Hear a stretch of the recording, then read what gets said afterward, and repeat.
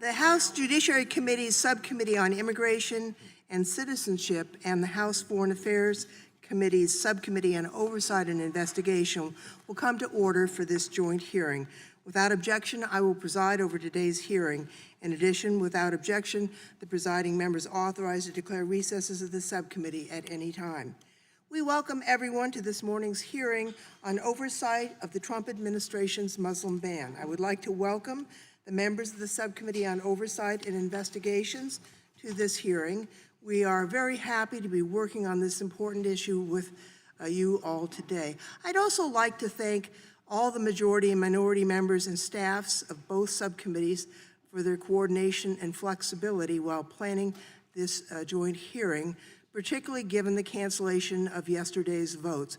I want to note that because of the cancellation votes, not every member is able to be here today, but I did make a point of talking to Mr. Collins and Mr. Buck to be assured that they were okay with proceeding, and they assured me that they were, especially since Mr. Biggs and Mr. Zeldin will be here. So we do appreciate that flexibility and our opportunity to learn more and to probe issues about this matter. I really do think the hearing in many ways is overdue. For 2.5 years, the administration has been allowed to arbitrarily exclude from the United States individuals from predominantly Muslim countries, and there's been no oversight by the Congress. Today, that oversight starts. As a candidate for president, Mr. Trump promised to ban Muslims from entering the United States, suggesting without evidence that would somehow make our country safer.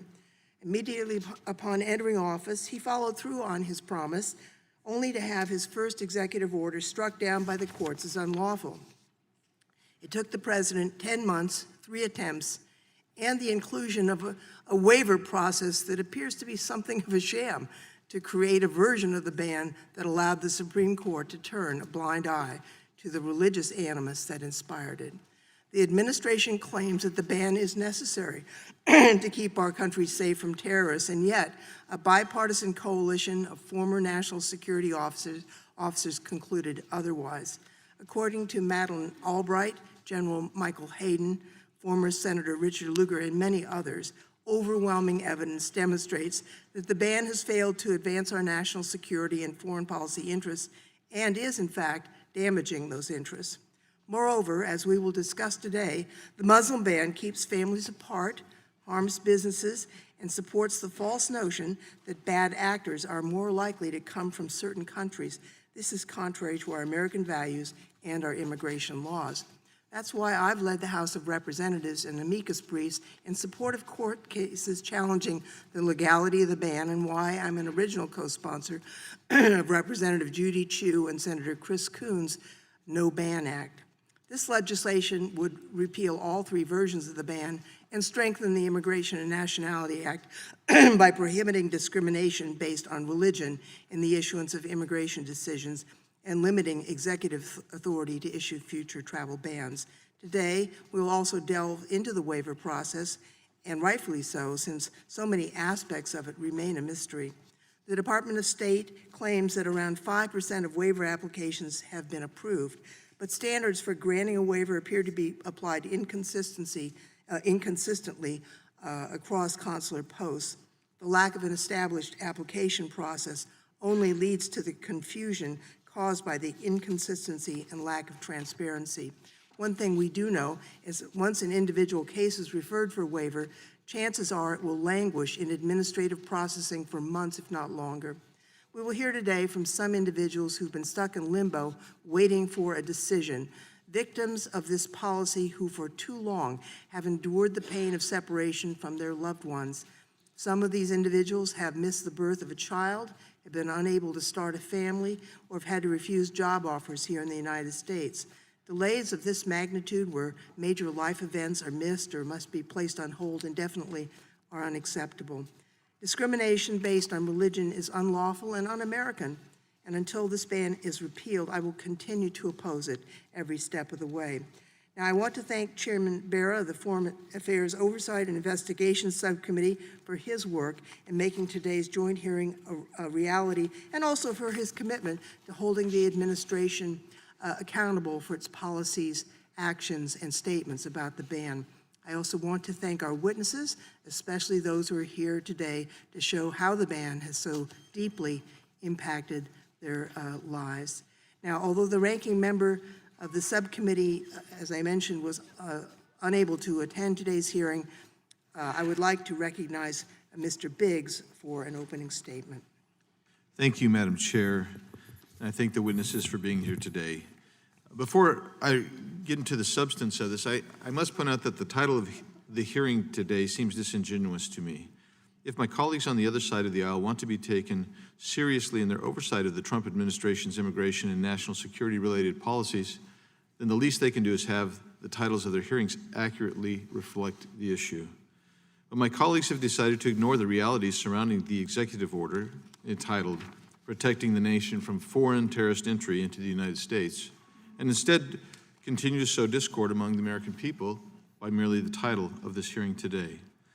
Of course, the 7 countries in the original January 2017 travel executive order were those countries specified by this Congress and the Obama administration as countries of particular concern for terrorism pursuant to the Visa Waiver Improvement and Terrorist Travel Prevention Act of 2015, a bill which the Democrats allowed to be considered on the House floor under suspension and which only garnered 19 votes in opposition. And as the United States Supreme Court noted about the subsequent presidential proclamation, quote, the text says nothing about religion, close quote, and, quote, the policy covers just 8% of the world's Muslim population, close quote. So if the point of the travel executive order was not to ban all persons of a particular religion from entering the United States, what was it? The point of it was exactly what the September 24, 2017 presidential proclamation stated in its title: enhancing vetting capabilities and processes for detecting attempted entry into the United States by terrorists or other public safety threats. It is ironic that my Democrat colleagues are holding this hearing less than 2 weeks after the 18th anniversary of the September 11th terrorist attacks, an attack in which foreign national terrorists exploited U.S. immigration law in order to gain access to the United States for the sole purpose of killing thousands of our citizens. Maybe we need a refresher on the fact that the September 11th terrorists submitted 23 visa applications to the United States government, of which 22 were approved. They were approved despite both blatant omissions and lies in the applications, and they were approved after background name checks were conducted. It was clear after 9/11 that our vetting and screening was insufficient. In the years since 2001, our vetting has remained insufficient enough that we issued immigration benefits to a number of individuals who were a national security risk. For instance, among others, we issued a student visa to a terrorist who settled in Texas, and a fiancé visa to a terrorist who went to California. And just late last week, the Manhattan U.S. Attorney announced the indictment of a naturalized U.S. citizen originally from Lebanon on charges of being an agent of Hezbollah. He entered the United States in 2000 and was naturalized as a U.S. citizen in 2008 despite having joined Hezbollah in 1996 and receiving training before his entry, despite being an operative of Hezbollah's External Operations Unit, and despite receiving explosives trainings from Hezbollah in Lebanon in 2004 and 2005, it is obvious our vetting and screening was not sufficient. Today we sit in a hearing in which my colleagues intend to lambaste an administration for putting forth a policy that, at its core, was meant to increase immigration-related vetting. This president promised the American people he would do that, and he has followed through. Of course, no vetting is perfect, a fact which this administration recognizes. That's why Presidential Proclamation 9645 includes a requirement that, now annually, the Secretaries of DHS, in consultation with the Secretary of State, the Attorney General, and the Director of National Intelligence, update the President regarding procedures related to immigration screening and vetting, with the purpose of enhancing the safety and security of the United States. The initial executive order and subsequent proclamation were based on the President's power under Section 212F of the Immigration and Nationality Act, as well as the President's foreign policy powers vested by the Constitution. INI 212F states that Whenever the President finds that the entry of any aliens or of any class of aliens into the United States would be detrimental to the interests of the United States, he may, by proclamation, and for such period as he shall deem necessary, suspend the entry of all aliens or any class of aliens as immigrants or non-immigrants, or impose on the entry of aliens any restrictions he may deem to be appropriate. Presidents of both political parties have used 212F many times. Proclamation 9645 specified 8 countries subject to temporary travel restrictions due to inadequacy in the country's cooperation with the United States identity management and information sharing policies, as well as the terrorist presence within those countries. One of those countries, Chad, had their travel restrictions lifted just 7 months later after they improved their identity management and information sharing practices with the United States. Proof that the restrictions are temporary in nature. The travel restrictions for each country range from only restrictions on immigrant visas to only restrictions on certain non-immigrant visas to a mixture of both. The state of Hawaii sued to have the travel ban struck down, but in June 2018, the United States Supreme Court reversed a Ninth Circuit injunction finding that the plaintiffs were unlikely to prevail on their claim. Of course, I agree with those who have suggested, such as then Secretary of DHS John Kelly, that the implementation of the initial travel executive order should have been better. It was not rolled out well, communication among government partners was lacking, and there was confusion. Given the importance of the issue to our national security and to those affected, the administration simply should have done better. But only my Democrat colleagues would argue in opposition to heightened security on aliens who seek to enter the United States. President Trump promised the American people his administration would increase U.S. immigration vetting and screening capabilities. He issued an executive order to that effect, a revised executive order, and a presidential proclamation aimed at doing just that. He has been successful in getting the majority of the world's countries to allow us access to better information for the purposes of immigration vetting, and his actions have made us safer. For that, I'm grateful. I look forward to the witnesses' testimony today, and I yield back. Gentleman yields back. I would now turn to my colleague, the chair of the Subcommittee on Oversight and Investigations, Mr. Bera, for his opening statement. Thank you, Chairwoman Lofgren, and members of both subcommittees, the witnesses, and public for joining us for today's hearing. The first on the Muslim ban, and long overdue. You know, I have a deep love for the United States of America. And, you know, as you think about it, school children all across this country every day state the Pledge of Allegiance. And in that, you know, the line that has always struck me as profound is one nation under God, indivisible, with liberty and justice for all. Now, as kids, we may not have known what that means.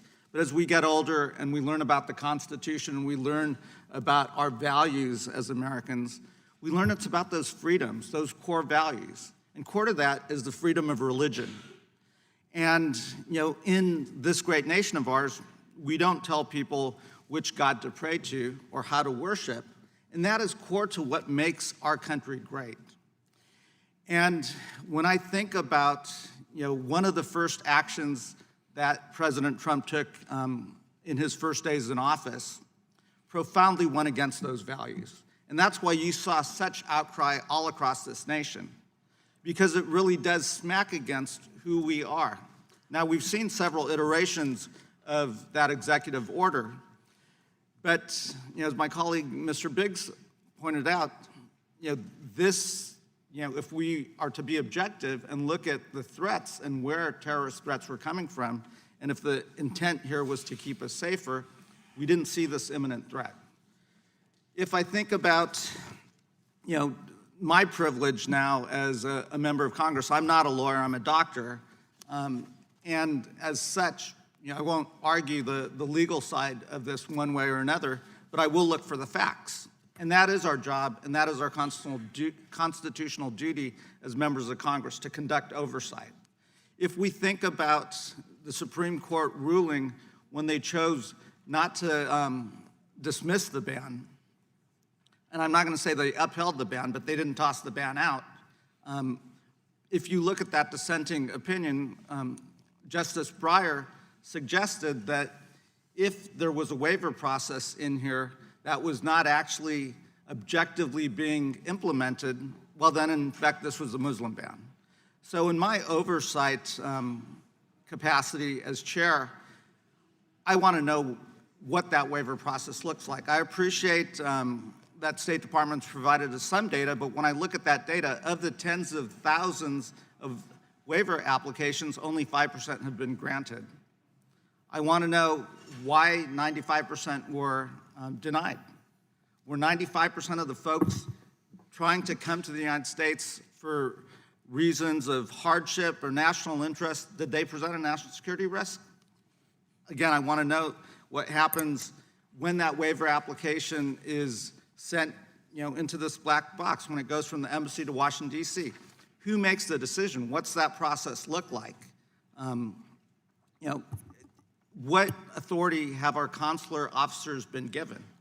I think about this in the context of our most important job as members of Congress. It is to not just do oversight, but the people who we work for are our constituents, the people that we represent. And I think about one of my own constituents, Omnia. Omnia is a 2-year-old. And like many families in districts all across this country got stuck in this. And let me share her story. Her mother is an American citizen. She happened to be in Libya when Omnia was born. Her father is a Libyan. She was 7 months pregnant. She went to the consular office and she wanted to come back to the United States for her second child's birth. That 2-year-old was denied a visa. Now, Omnia's mother was told to return to the United States, have her child, and then come back to Libya and let the process take place. I find it hard to fathom that that 2-year-old didn't face undue hardship by being separated from her mom. I find it very difficult to fathom that that 2-year-old presented a national security risk. And I find it very difficult, given the values that we care about in this country of keeping families together, that it wasn't in that 2-year-old's interest, as well as our national interest, to keep that mother and child together. Well, we intervened, we were able to help out, and we were able to reunite that family.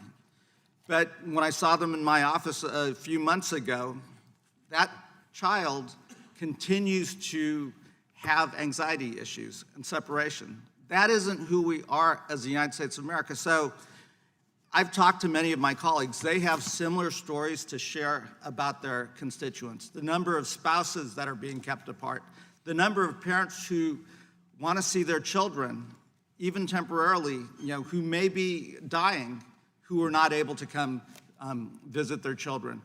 The number of children who can't see their parents who may be dying.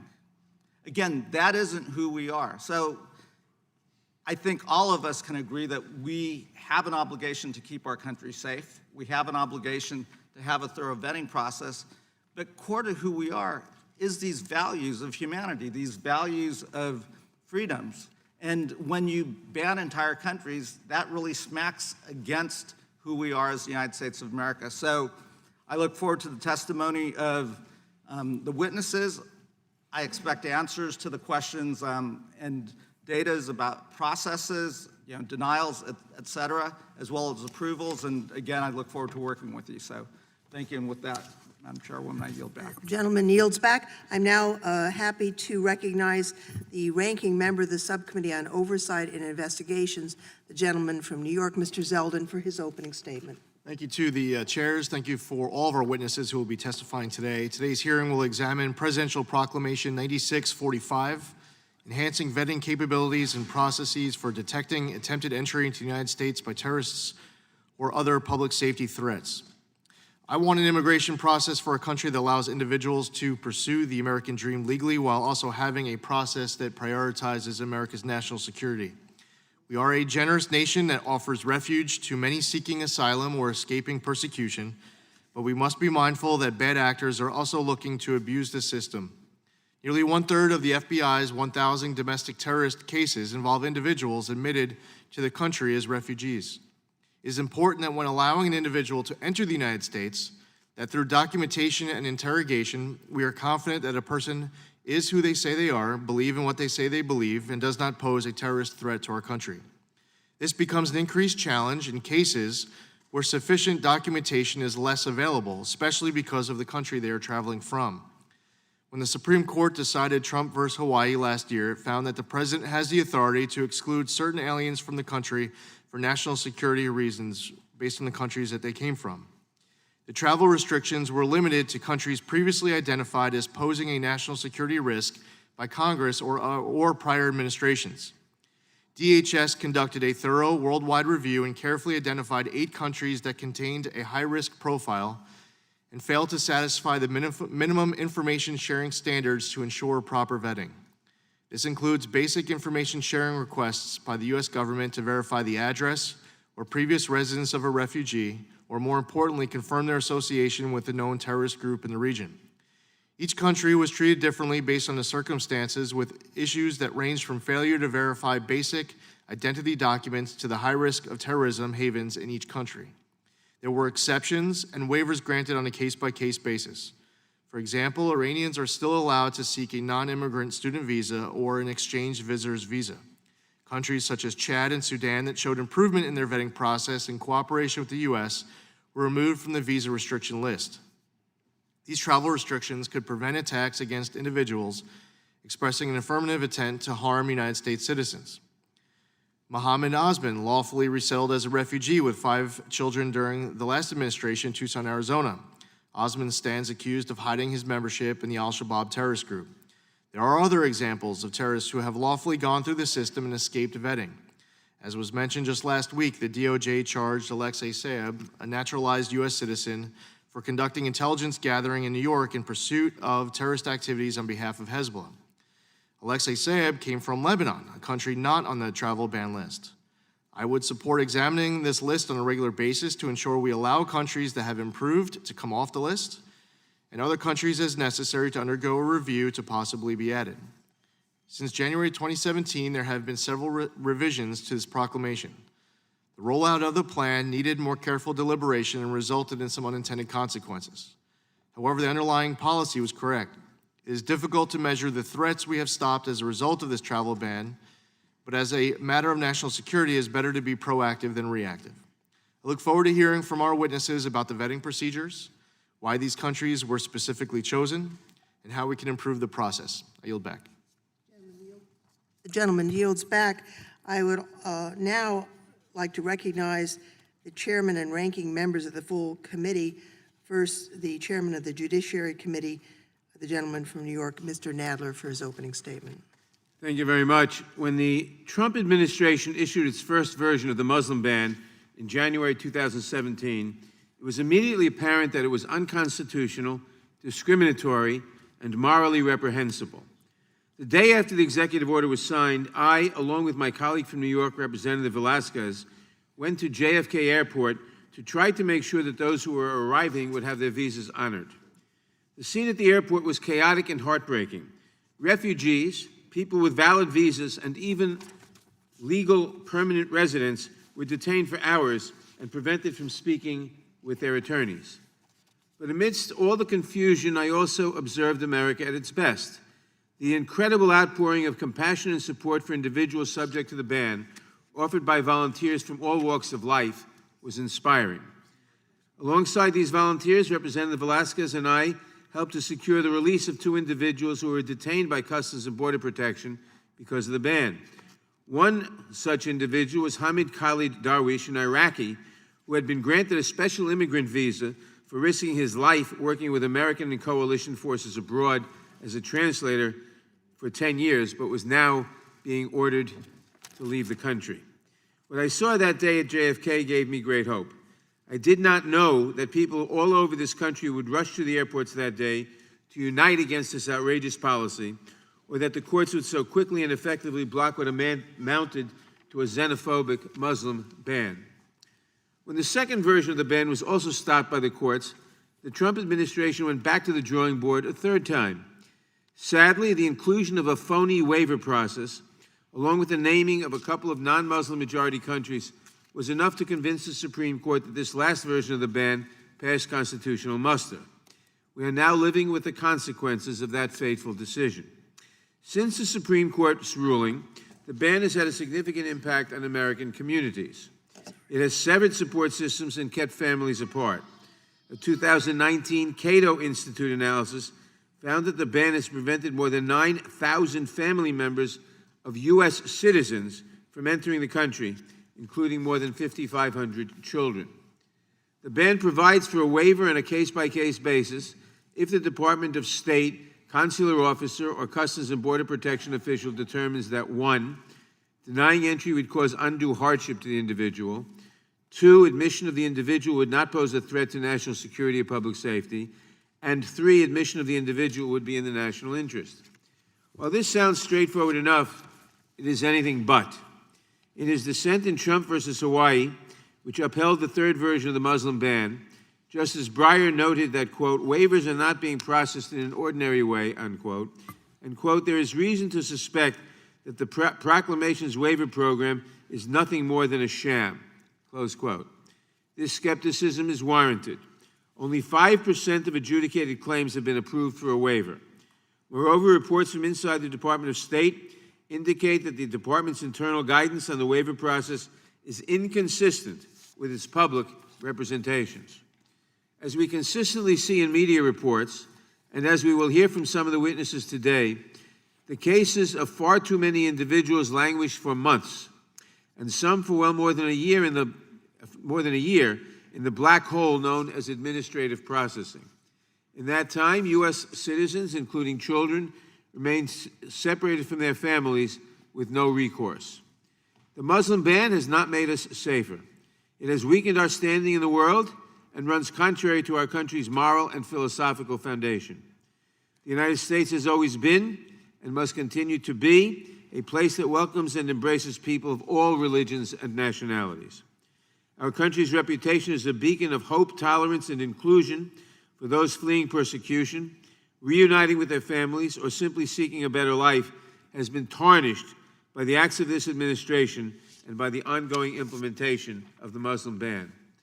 It is incumbent upon us here in Congress to call the administration to task and to hold it accountable for its discriminatory policies until they are finally and effectively repealed. I thank our two chairs, Ms. Lofgren and Mr. Berra, for holding this hearing today, and I look forward to hearing from the witnesses. I yield back the balance of my time. Gentleman yields back. Because of our change in schedule, Ranking Member McCall, Ranking Member Collins, and Chairman Engel were unable to be here, but they will be invited to submit their statements for the record. I would also like to note that Congressman Rose and Congresswoman Judy Chu have joined us here in the audience, and we thank them for their attendance. There will be two panels of witnesses for today's hearing. The first panel includes two government witnesses from the U.S. Customs and Border Protection and State Department. This panel will be followed by a panel of non-governmental witnesses, including a policy expert on the Muslim ban and two individuals who are personally impacted by this policy. I will now introduce the first panel of witnesses. Mr. Edward Ramotowski serves as Deputy Assistant Secretary for Visa Services with the State Department's Bureau of Consular Affairs. As Deputy Assistant Secretary, he oversees the Visa Office in Washington, D.C., 2 domestic processing centers, and operations at over 200 U.S. embassies and consulates abroad. He has previously worked as Special Assistant to the Assistant Secretary of State for Consular Affairs and held leadership posts at the U.S. Embassy in the Bahamas and the consular offices in Mexico, Jamaica, and Colombia. He has also served as an officer in the Office of Andean Affairs, a watch officer in the State Department Operations Center, and on the White House Situation Room staff.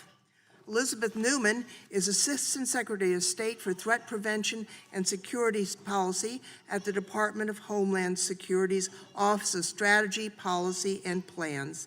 Prior to that, she served as Deputy Chief of Staff to the Department of Homeland Security, Secretaries John Kelly and Kirsten Nielsen. She also served under the George W. Bush administration as a domestic counterterrorism and Homeland Security staffer in the White House and worked for the Department of Housing and Urban Development and the Department of Education. Between her positions with the executive branch, she spent many years consulting, during which she focused on homeland and national security issues. And finally, we have Mr. Todd Hoffman, who is the Executive Director of Admissibility and Passenger Programs and U.S. and Customs and Border Protection's Office of Field Operations. Mr. Hoffman has worked for the CBP since 1991 and has served in various capacities, including Area Port Director at Los Angeles International Airport and of the Los Angeles Long Beach Seaport. He's also served as Office of Field Operation Headquarters as Director for the Non-Intrusive Inspection Division and Program Manager for the Anti-Smuggling Division. We welcome all of our distinguished witnesses and we thank them for participating in today's hearing. Now, if you will please rise, I will begin by swearing you in. Please raise your right hand. Do you swear or affirm under penalty of perjury that the testimony you are about to give is true and correct to the best of your knowledge, information, and belief, so help you God? Let the record show that the witnesses have answered in the affirmative and you have been seated. Please note that your full written statements will be made part of the record, and accordingly, we ask that you summarize your testimony in about 5 minutes.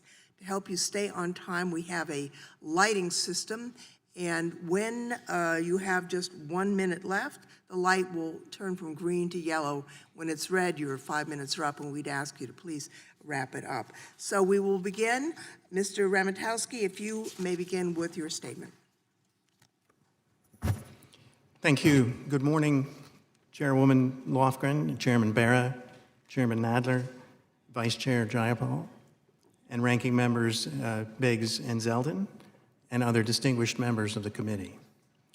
I want to thank you for the opportunity to testify today about the Department of State's role in implementing Presidential Proclamation 9645, including vigorous diplomatic engagement with foreign governments to improve U.S. national security, as well as administering exceptions and waivers to the proclamation's travel restrictions.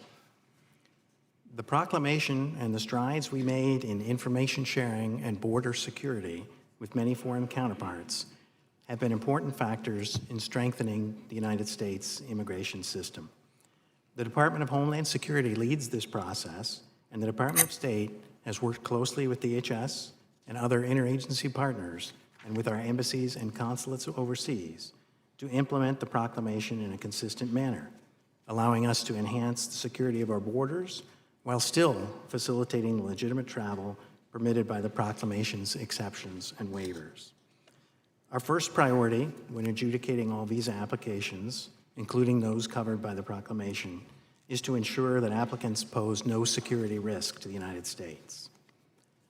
Our second priority is to ensure that consular officers apply the proclamation in a consistent manner and that applicants who may be subject to the proclamation are informed about its requirements. Our third priority has been to improve the waiver process to reduce the often lengthy security vetting delays by replacing a time and resource-intensive interagency manual review process with an automated system. If an applicant does not fall into an exception category, but is otherwise eligible for a visa apart from the proclamation, a consular officer will automatically consider that applicant for a waiver based upon the criteria set forth in the proclamation. These criteria are: issuance of the visa is in the national interest, denial of the visa would cause the applicant undue hardship, and the applicant poses no national security or public safety threat to the United States. The applicant need not prepare any separate application for a waiver or pay any additional fee. The necessary information is gathered by the consular officer at the time of the visa application. The department worked closely with the White House and other agencies on the creation of exceptions and waivers of the proclamation's entry restrictions. We sought authority for the consular officers to make these decisions because they are in direct contact with the applicants and are best placed to assess each applicant's personal circumstances and purpose of travel under the proclamation. The required interagency security review is, out of necessity, conducted back in Washington with the assistance of vetting partners from other agencies who have access to relevant national security and intelligence information. The results of that are then provided back to the consular officers for final action. As noted, the security vetting requirement has been the longest part of the waiver process. In July 2019, the department and partner agencies initiated a pre-interview enhanced automated screening and vetting process for proclamation cases after first ensuring that the new process was just as secure as the manual system it replaced. As a result of this vetting refinement, as of September 14th of 2019, the department has issued more than 7,600 visas pursuant to a waiver of the proclamation. In addition to that, more than 5,000 visas were issued to nationals of the proclamation countries under exceptions, and 8,830 were not covered by the proclamation. We anticipate completing a majority of the waiver clearances that are still ongoing, but which still require some degree of manual review over the next 6 months. This new system is intended to increase significantly the speed and efficiency of the vetting process for both currently pending and future proclamation subject applications, while also enhancing the quality of our security reviews. Finally, I would like to take the opportunity to invite you to visit one of our consular sections overseas to see how our dedicated professional team works to keep America safe and secure while facilitating legitimate travel. Thank you. Thank you. We will now recognize Ms. Neumann for her 5-minute statement. Madam Chairwoman Lofgren, Chairman Bera, Ranking Member Biggs, Ranking Member Zeldin, and Full Committee Chair, Chairman Nadler. Distinguished members of the subcommittees, thank you for having us here today. This month, we observe the 18th anniversary of the attacks of 9/11, and since its inception, DHS has been focused on combating terrorist travel. In those early years after 9/11, I served on the Domestic Counterterrorism Directorate at the White House and worked on the policies we needed to prevent acts of terrorism, including breaking down the wall between law enforcement and intelligence information and establishing the foundational policies of our information sharing arrangements used today. Currently, I serve at DHS headquarters as the Assistant Secretary for Threat Prevention and Security.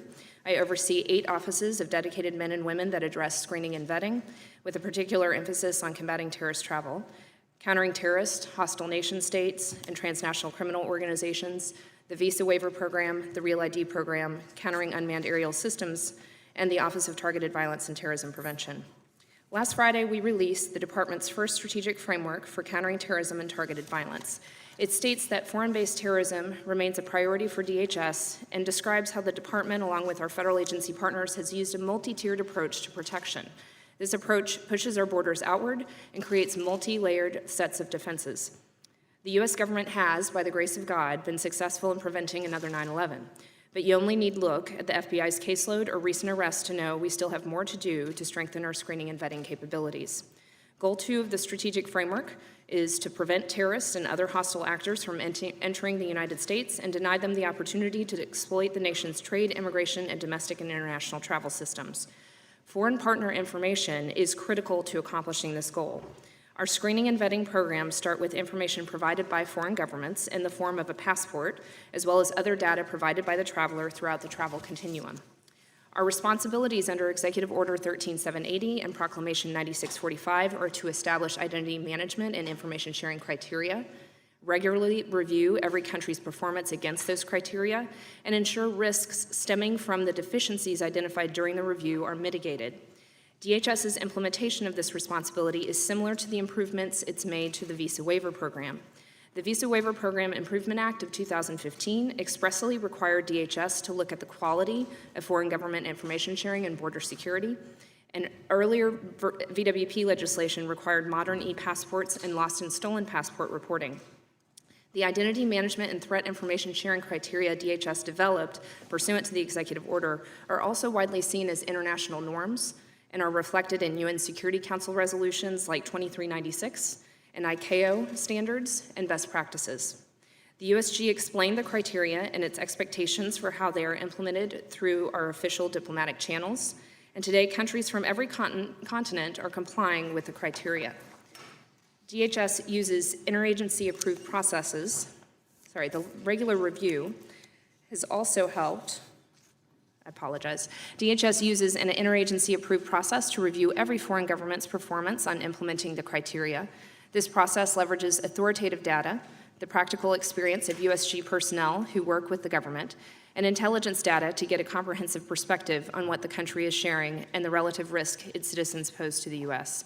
Through this routine review, DHS and state have seen improved cooperation with foreign governments. For example, one country reinstituted a dormant program to help identify convicted criminals. Another country helped the U.S. revoke the visas of its most notorious criminals, including one that was en route to the United States, and a third convicted 7 individuals committing fraud in their visa applications.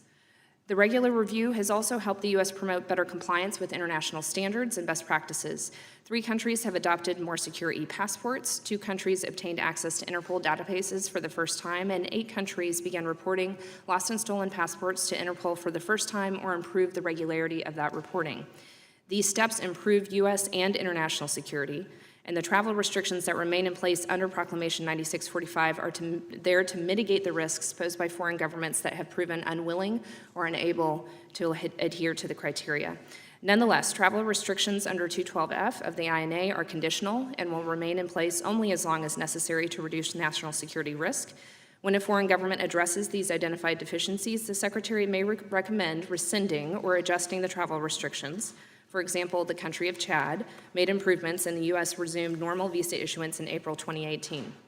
By establishing identity management and information sharing criteria and holding foreign governments accountable for adhering to them, DHS is modernizing the international travel system from one that relies solely on analog passport data to one that takes a more dynamic view of identity and risk. Thank you. Thank you very much, and we'll turn to our final witness, Mr. Hoffman, for your testimony. Thank you.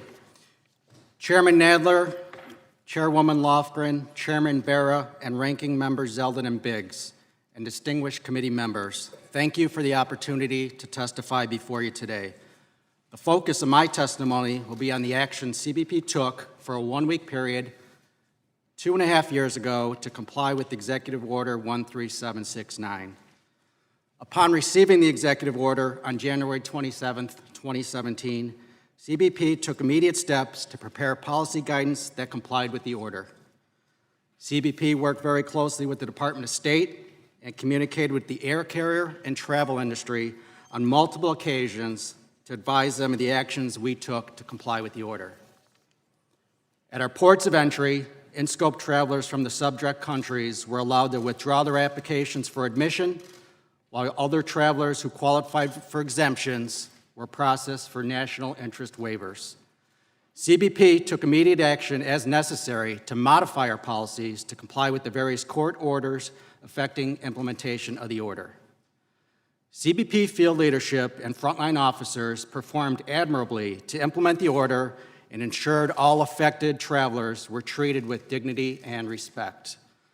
Although CBP played a prominent role to comply with the executive order for a 1-week period 2.5 years ago, the proclamation currently in effect is focused at the time travelers apply for a visa, which eliminated impact at our ports of entry.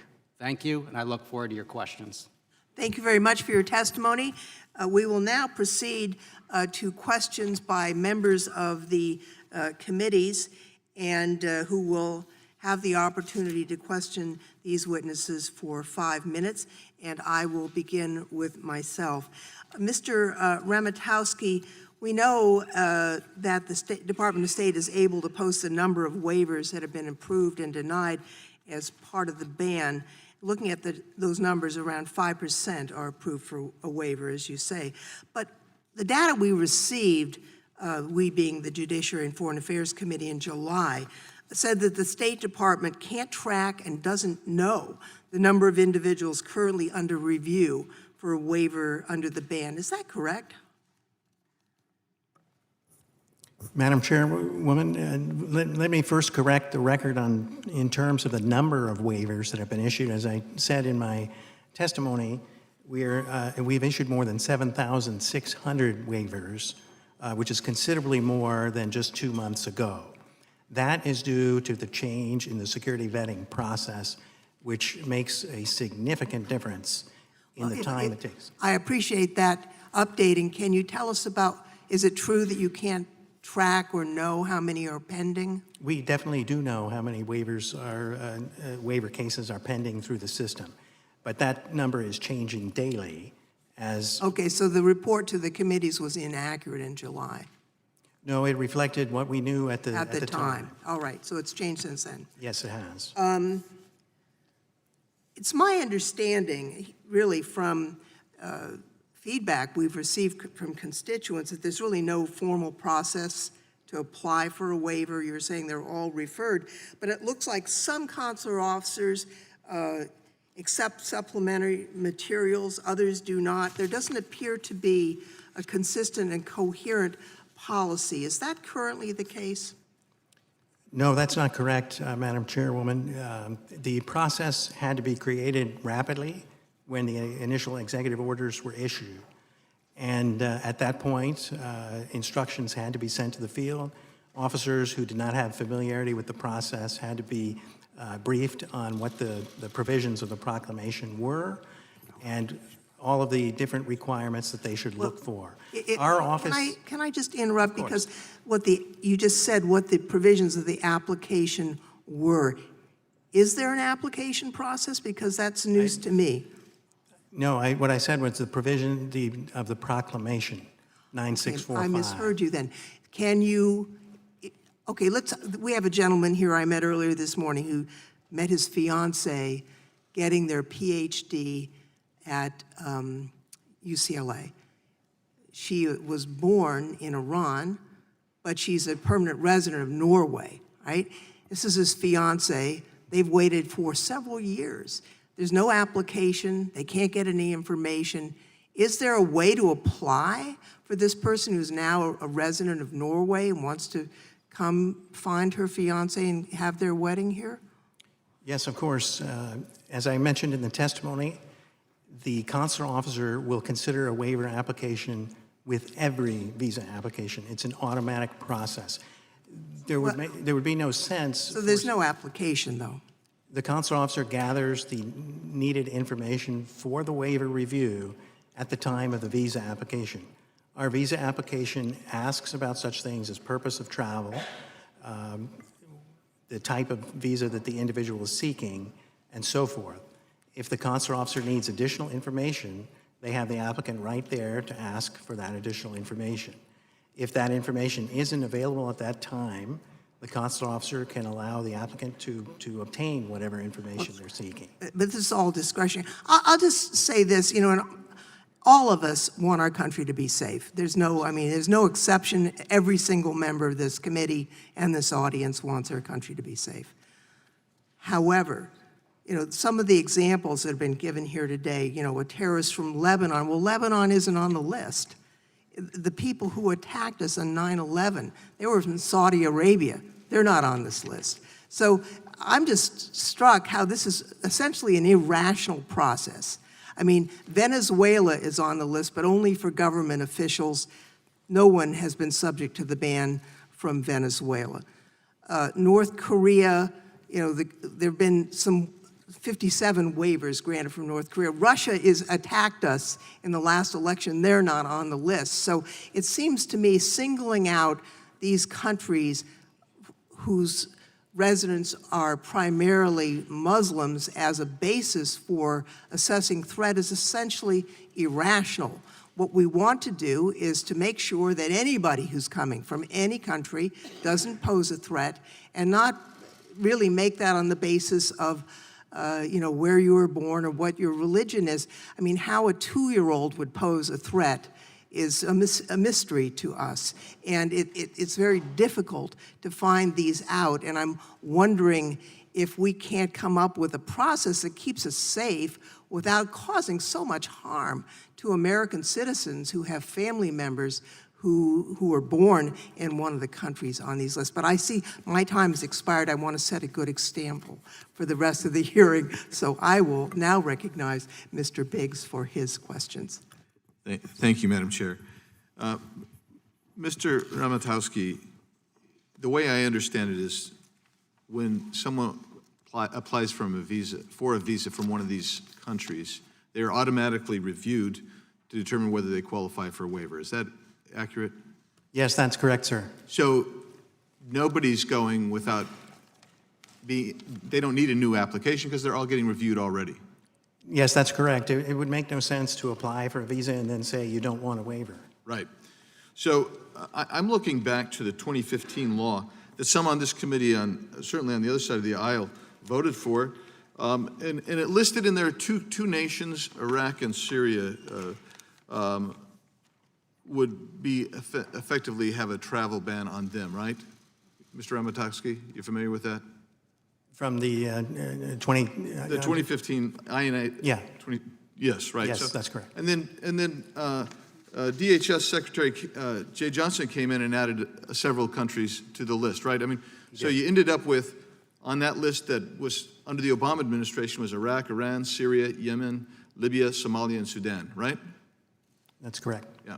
And somehow, when President Trump issued his, it suddenly became outrageous policy, xenophobic Muslim ban with a phony waiver process, and contrary to our moral and philosophical foundation. That's what I heard from the chairman of the Judiciary Committee earlier today, and yet the Trump administration didn't just pull these names of these nations out of its hat.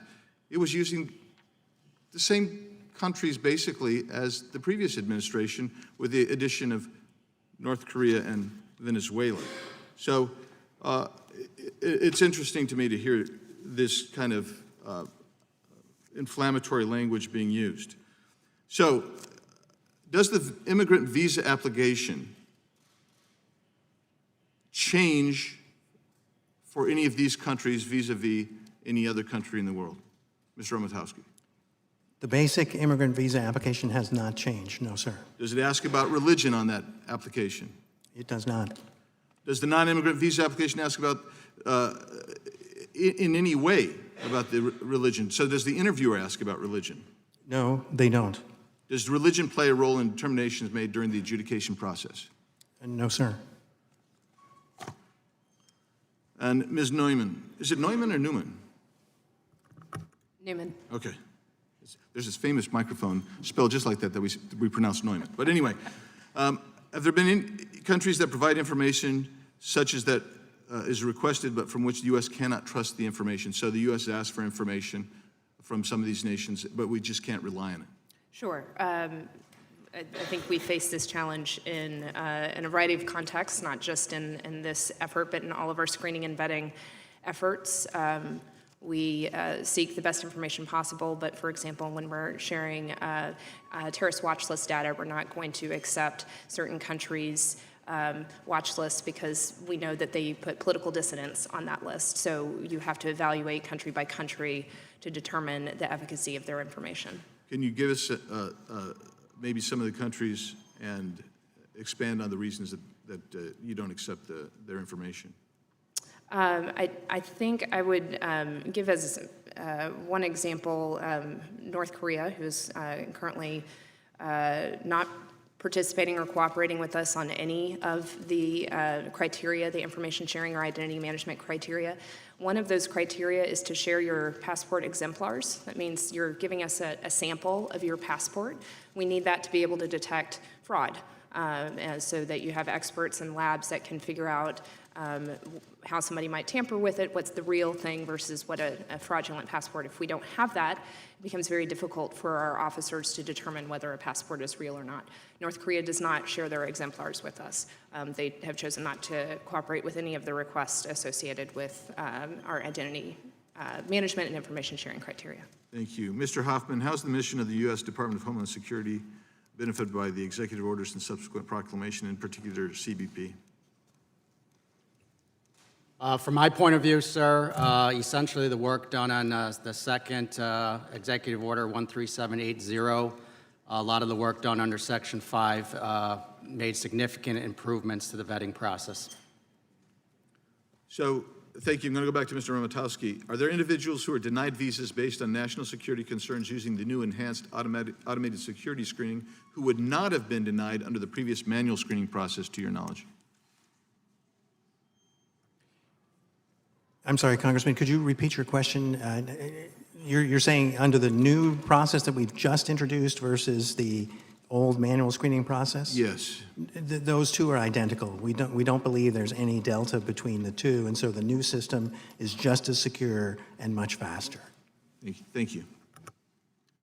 Gentleman yields back. I turn now to Chairman Bera for his 5 minutes. Thank you, Madam Chairwoman.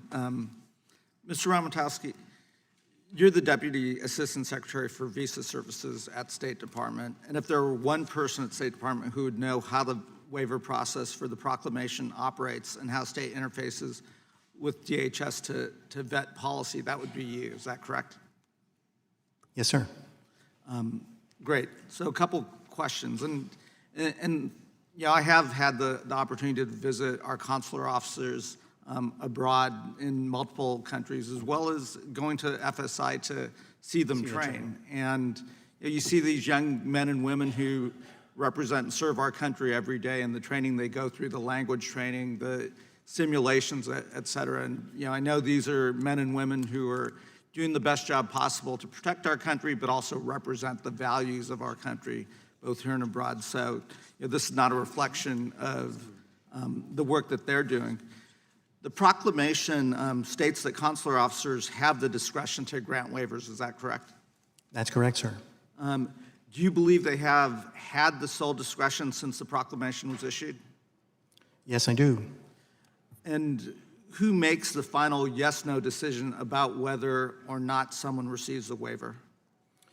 The waiver process, Mr. Chairman, is based on three review prongs, so to speak.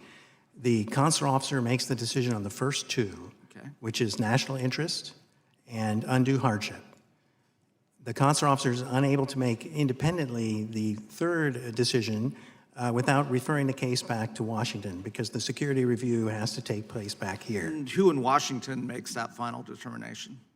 Well, the final determination is not made in Washington on that case. What Washington does with partner agencies and so forth is conduct a deep dive, intensive review of each case, and then any results, derogatory results from that review will be provided back to the consular officer. And, you know, again, I would imagine that for any visa applicant or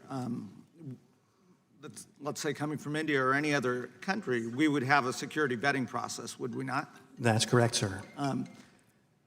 Does that vetting process and does that consular agent in the non-travel ban countries have the ability to clear that security clearance? No, all the clearances are sent back to Washington. It's called a security advisory opinion. And if our initial automated checks at the time of the visa application reflect any potential derogatory, a red light, so to speak, the case is sent back to Washington for a detailed interagency review. Now, up until this new modernized system was introduced, the proclamation cases got an extra deep dive, intensive manual review that other cases from other countries did not require. And that accounts for the lengthy delays at the beginning in the waiver process. With the new automated process, is it your sense that that delay and, you know, you'll close the gap between the 7 countries that are part of the Muslim ban versus the non-travel ban countries? Yes, it is making a very significant difference. The information that the committee cited earlier from our earlier letters, about 5%, the number is considerably higher than that now. Would you be able to provide Chairwoman Lofgren and myself and the 2 committees the latest updated numbers?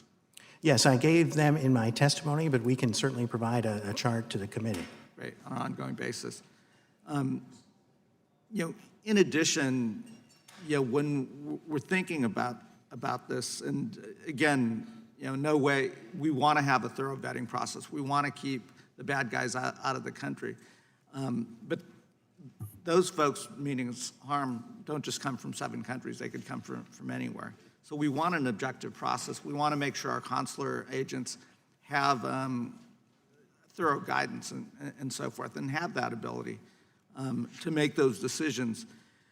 You know, when it goes to the visa office to, you know, again, in that process, who makes the final decision, you know, to grant the waiver or not? Or is it now all automated and there's no? No, it is not all automated. So again, Mr. Chairman, an applicant will apply for the visa. Step 1 is for the consular officer to evaluate all other aspects of the immigration law. Is that individual qualified for the visa or immigration benefit they're seeking? If they're not, then the waiver and proclamation is not considered. But if they are, then the consular officer begins the process that I outlined. First, they review to see, is this case one of the exceptions that the president permitted in his proclamation? If it's not an exception, then the consular officer considers the waiver grounds and will look at national interest and undue hardship, which, quite frankly, the consular officer is in the best position to decide that. I know I'm out of time, and if I could just ask for one piece of information as well. Of the denials, is it possible to provide us the information for why these visa waivers were denied? We have general information on that, Mr. Chairman. Unfortunately, our visa system was not designed with this waiver process in mind. We are operating on legacy systems that were designed many years ago. And so most of the consular officer information is included in narratives in the database. So it's somewhat difficult to... To the extent possible, could you provide us the best information? Certainly, we'll provide whatever we possibly can. Thank you. Thank you. The gentleman's time has expired. We now turn to the gentleman from New York, Mr. Zeldin. Thank you to the chairs. And as Mr. Biggs pointed out, the list of countries is a list born out of the past administrations. The last administration, when they were coming before Congress talking about security concerns that they had with these nations, we all, Republicans, Democrats, conservatives, liberals, were all working together with the administration with their national security concerns that they wanted help with addressing, identifying predominantly these nations. We have currently 7 countries on the list. 2 aren't even majority Muslim countries. 92% of the world's Muslim population is not included on this list. Of the top 10 majority Muslim nations in the world, top 10, only 2 of them are included on this list. And there are concerns with these individual countries that leads to the current administration coming before Congress, just like the last administration did, because the countries still have issues. Syria is still in a very bad place. Syria, you can argue, is in a worse place than it was during the last administration. Totally destabilized.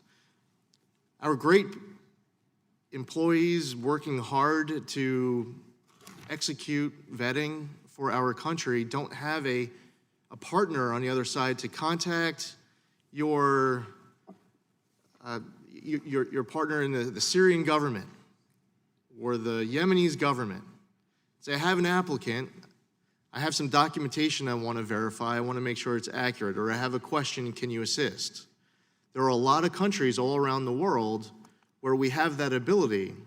The documentation is verifiable, but we have applicants coming from certain countries where the country has been completely destabilized to the point where we don't have that willing partner and the documentation can't make up for that extra vetting that's now required. Yemen was overthrown by the Houthis. As I mentioned, with attacking this current list, North Korea and Venezuela aren't even majority Muslim. So I think it is really important that this hearing takes place. I really think it's really important that you're here for the discussion to be had for Americans to understand that vetting component. And these countries that are on the list are countries that have been significantly destabilized by factors that impact our ability to vet the applicants. So if you can walk us through that vetting component as it relates to documentation, as it relates to interrogation, and how do you make up for a lack of documentation? How do you make up for a lack of having a willing partner from that country in order to ensure that someone is safe? Can someone speak to that vetting piece as far as making up for a lack of documentation to properly vet someone? I'm happy to take that, sir. In the security realm, we deal in shades of risk. Some of the members have spoken to the fact that we have individuals that have made it into the country and carried out terrorist attacks that were not from those 7 countries. We are very cognizant of that, and the administration has taken steps building on groundwork that had been laid by the Obama administration to strengthen our vetting system. We've made a lot of progress. And the vetting apparatus, as my colleagues have testified to, focuses on the being able to identify the individual, and we do that biographically, we try to do that biometrically, and making sure that the person presenting is who they say they are, and then comparing that against any information we can get, whether that's our information or a foreign government's information. The challenge with these 7 countries, which we have been reviewing, and while initially, yes, those 7 countries were based on a 2015 law and a recognition that we were concerned about those countries' stability and government, we have since implemented a very robust process of identifying the criteria we're looking for countries to adhere to in order to ensure that we are comfortable that they practice good identity management and they share information with us that will help us detect whether that individual trying to come here is a child sexual predator or a terrorist. There is no bulletproof solution. We are inviting risk anytime we allow somebody into our country. That's a risk that we as a country have said is one that we're willing to bear because that is the nature and the foundation of our country, is to invite others to join us. But we want to do it with risk in mind. We know that terrorists have intent to attack our country, and we believe that this effort under Proclamation 9645 has enhanced our security because we're now talking about what otherwise is kind of boring: identity management standards, information sharing protocols. No diplomat gets excited about going to talk to their counterparts like, hey, you really need to do better in checking your Interpol database. But because we've paid attention to this and focused on it and said, no, we got to get the basics right, we're now enhancing standards across the globe. Thank you. Gentleman's time has expired. I would note that there's been several references to the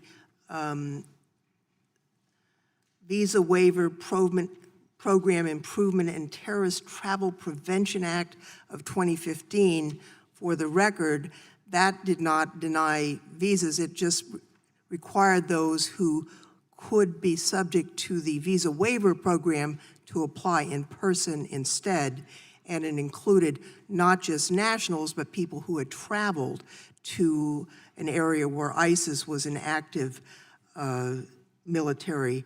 And I would ask unanimous consent to include a copy of the Visa Waiver Program Improvement and Terrorist Travel Prevention Act of 2015, noting that it included Iran, Iraq, Sudan, and Syria, which is different than the list on the the order at question here today. I would... Madam Chair, may I? Of course. Do you object to including the copy of the act? Well, here's the thing. I don't object to. I object to the comments surrounding the act. So you've made comments. No problem with the act coming in as part of the record, and your comments certainly are going to be part of the record. But there's not an appropriate way, quite frankly, for me to respond to those, and I think that's unfortunate. Noted for the record, with unanimous consent, the act is made a part of the record, and we will now turn to the chairman of the Judiciary Committee, Mr. Nadler, for his 5 minutes. Thank you, Madam Chairman. Ms. Neumann, you stated that countries are on the ban because we cannot trust the information on their nationals. And I don't really understand something about that. Do we trust the information from Russia? I believe what I said respectfly is that the way in which they manage their identity management and the types of information they share, they in many cases don't share with us, brings a certain amount of risk to Is that true of Russia also? Do they share everything with us? With respect to specific countries, I would have to move into a closed session and probably classified session because You cannot say yes to that question. As it pertains to Proclamation 9645, I'm not at liberty in an open And how session about to China? talk about particular countries. How about China? Do we trust the information from China? With respect to Proclamation 9645, particular Now, countries. China and Russia are not predominantly Muslim countries, are they? The Department of Homeland Security does not assess that, but Oh, come on. I would refer to. China and Russia are not predominantly Muslim countries. I'll take notice of that fact. Fair. You can look it up in the Encyclopedia Britannica or Wikipedia or any place else. Now I think I understand. Mr. Hoffman, I wanted to discuss the initial announcement of the Trump administration's Muslim ban and the chaos that ensued at our airports. You were in the leadership of CBP in January 2017, correct? That's correct, sir. Were you or anyone else in CBP shown a draft of the first Muslim ban, Executive Order 13769, before it was issued on January 27, 2017? No, sir. Were you a part of any discussions around an executive order that would bar Muslims from entering the United States? I was not. In fact, it sounds like next to no one was consulted.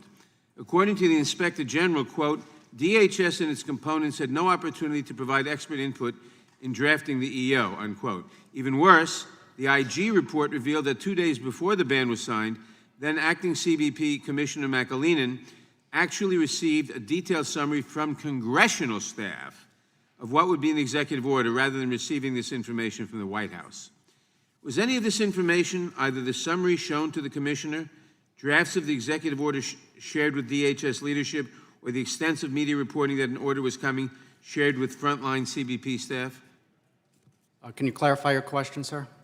Was any of this information that I just listed, either the summary shown to the commissioner, drafts of the executive order that was shared with DHS leadership, or the extensive media reporting that an order was coming, was any of this shared with frontline CBP staff?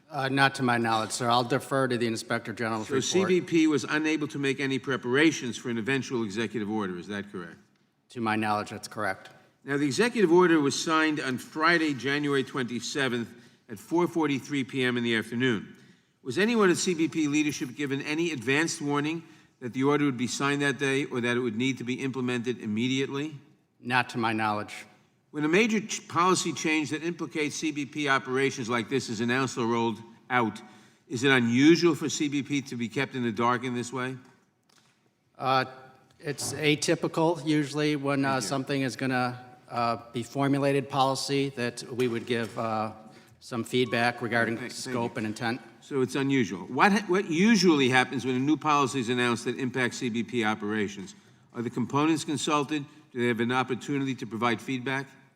What I can tell you, sir, is 1 month later, when the second executive order, 13780, we had a comprehensive rollout strategy. We worked closely with the department. And that's the normal, and prior to that, when you had new strategies, that would be the normal procedure. What I could say, sir, is we were poised for an orderly rollout on the second executive order. Thank you. Now, with how little input your agency had in the first iteration of the ban, and the fact that the executive order went into place immediately, is it surprising, given those two facts, that its implementation caused mass confusion and chaos at ports of entry? I wouldn't say it caused chaos. It was a challenging implementation because it was in a real-time environment. It applied to real travelers as they were actually in their travel cycle. But I don't believe there was any chaos within our facilities. That there was confusion? I wouldn't say there was confusion either. Then you wouldn't say the obvious. Given the lack of interagency consultation and planning, was there any way this chaos could have been avoided? Again, this confusion? sir, I would not call it chaos. Within our facilities, there was no chaos. You have to remember, we get 1.1 million travelers a day. This applied to 200 to 300 on any given day. So this, although this was significant work for us at the time, again, in our entire mission, that this was a small sample. As my time is expiring, I'll simply say that I personally observed the chaos at JFK. Gentleman's Yield back. time has expired. The gentlelady from Arizona is recognized for 5 minutes. Thank you, Madam Chairman. I'm perplexed by the title of this hearing. The title is Oversight of the Trump Administration's Muslim Ban. And it's been said a couple times here, the people that come from the countries that are on this travel ban only make up 8% of the Muslim population in the world. So if the intent of the Trump administration, as my Democrat colleagues contend, is to ban Muslims, they're doing a pretty darn poor job of it, because 92% are not in the ban.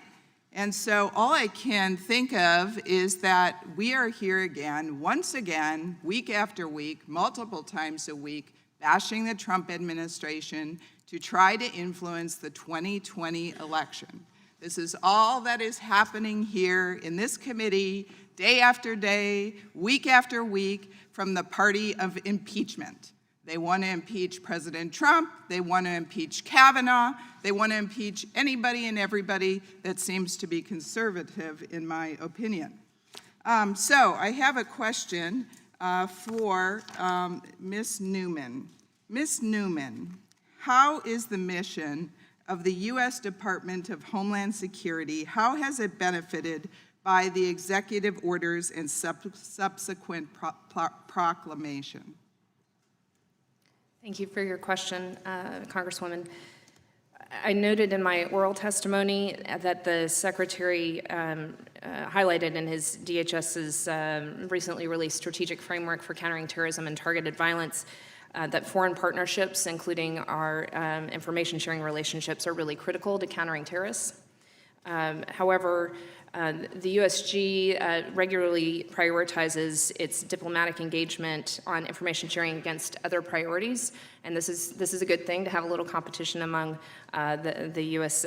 agencies. But this effort has allowed the Department of Homeland Security to bring highlighting to our colleagues at the State Department, embassies, and foreign partners that sharing information for purposes of border security, if you will, is very critical to ensuring all of our safety. And it has allowed us within the department to better prioritize our technical assistance. I think one of the things that might be getting lost as we're talking about the program, we're able to use this tool, the assessment, to identify the deficiencies and then follow along with engagement. We spend most of our effort on engaging countries and encouraging them to strengthen their capabilities, to make those connections to Interpol, to report lost and stolen passports, to make, in some cases, it's a long-term investment in advancing some of their systems. So by having this systematic, routine, deliberative, objective review process, we're better able to prioritize our own technical assistance and then work with the Department of State on foreign assistance. Thank you. And does any of the other witnesses want to comment how you think this proclamation and executive order has actually improved our national security? Thank you. Yes, as I mentioned earlier, I would add it's my understanding that a lot of the work performed under the second executive order, 13780, Section 5 work in particular, made significant enhancements to our overall vetting and having access to real-time classified data, and having real-time access for ESTA applications. And also, it's my understanding that the work led to the creation of the National Vetting Center as well. Again, providing a clearinghouse for real-time classified information to ensure all the adjudicators have access to that information so they can make informed decisions when they do this critical vetting work. Thank you. And I'll yield back my time. Thank you. Gentlelady yields back.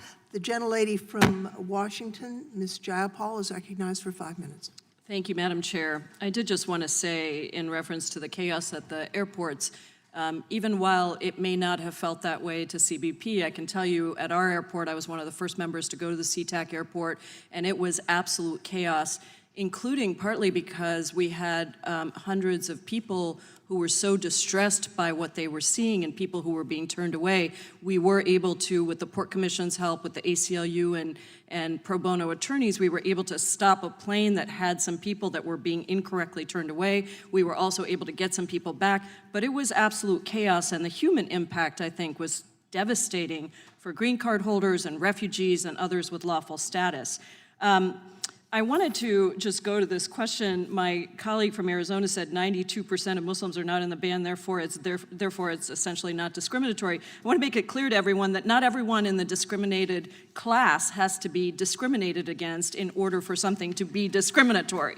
And so let's just talk about the 8 original countries. I understand that Chad is not there anymore, but the 8 original countries, 6 of the 8 are Muslim majority countries, and the 2 that are not, Venezuela and North Korea, have very different waiver rates. And this is the point I want to go to. The Supreme Court upheld Trump's 3rd iteration of the Muslim ban, largely dependent on the waiver position that was supposedly going to keep the ban from being a blanket ban on Muslims. So, Mr. Ramotowski, there are 3 factors that you use to evaluate someone for a waiver, correct? The applicant would suffer undue hardship if denied, admission to the U.S. would not pose a national security threat, and their admission to the U.S. would be in the national interest, correct? That's correct. And there isn't a process for an individual to affirmatively apply for a waiver and provide documentation on these 3 factors, correct?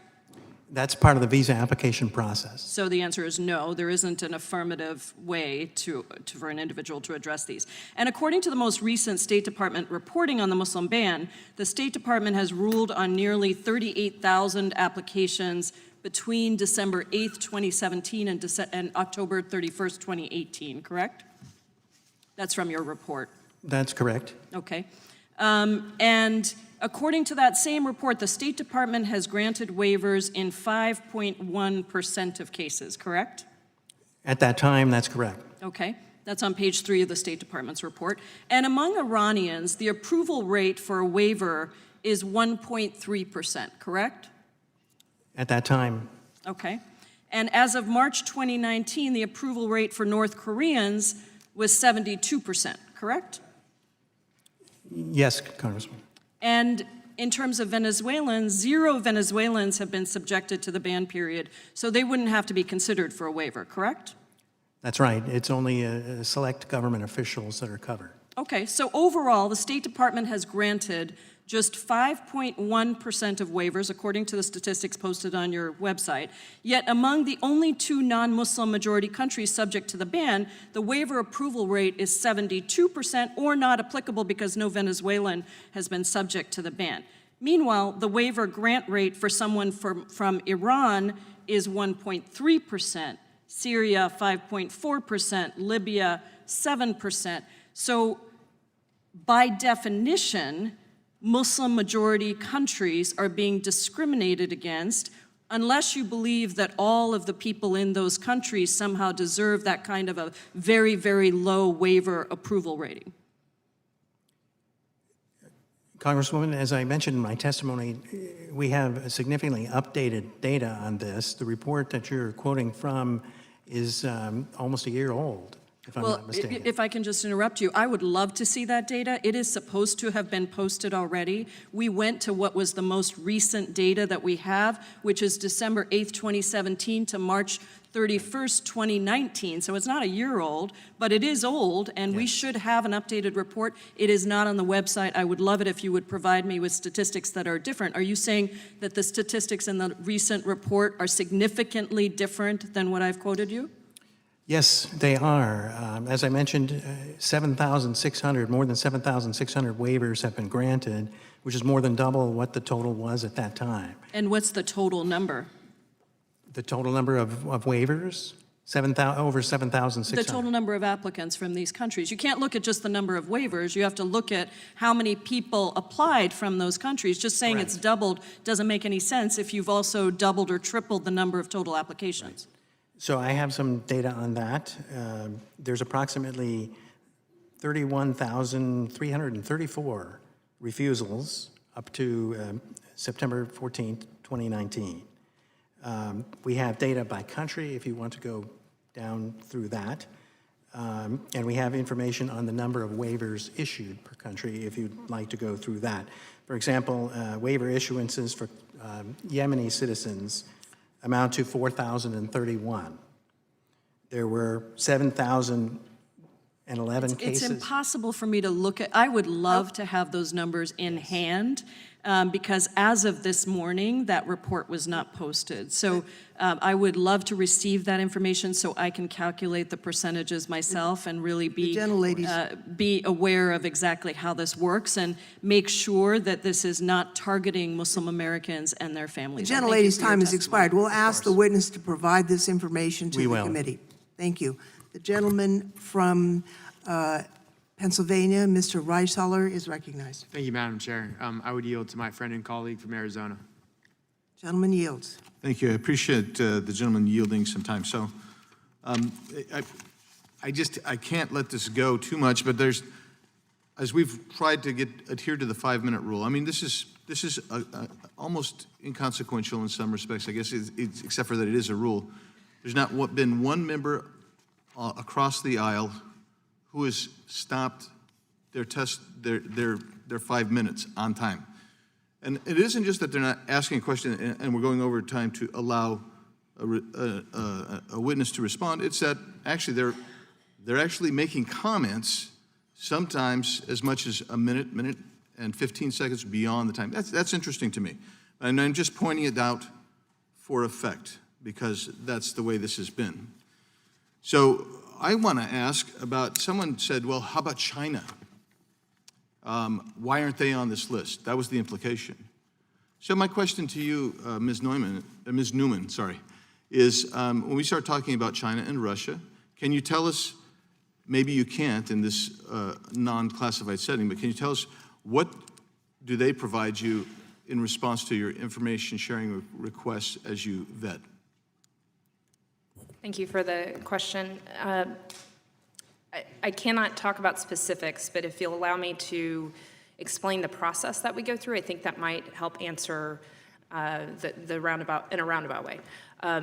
We are required to continually monitor the country's capabilities. So on a 180-day cycle, we are working with our partners at state to request information from all countries across the globe about their handling or their meeting of the criteria, and we've talked about those already. That we have a set of information sharing criteria, a set of identity management criteria, and then a national security risk picture that comes from the intelligence community.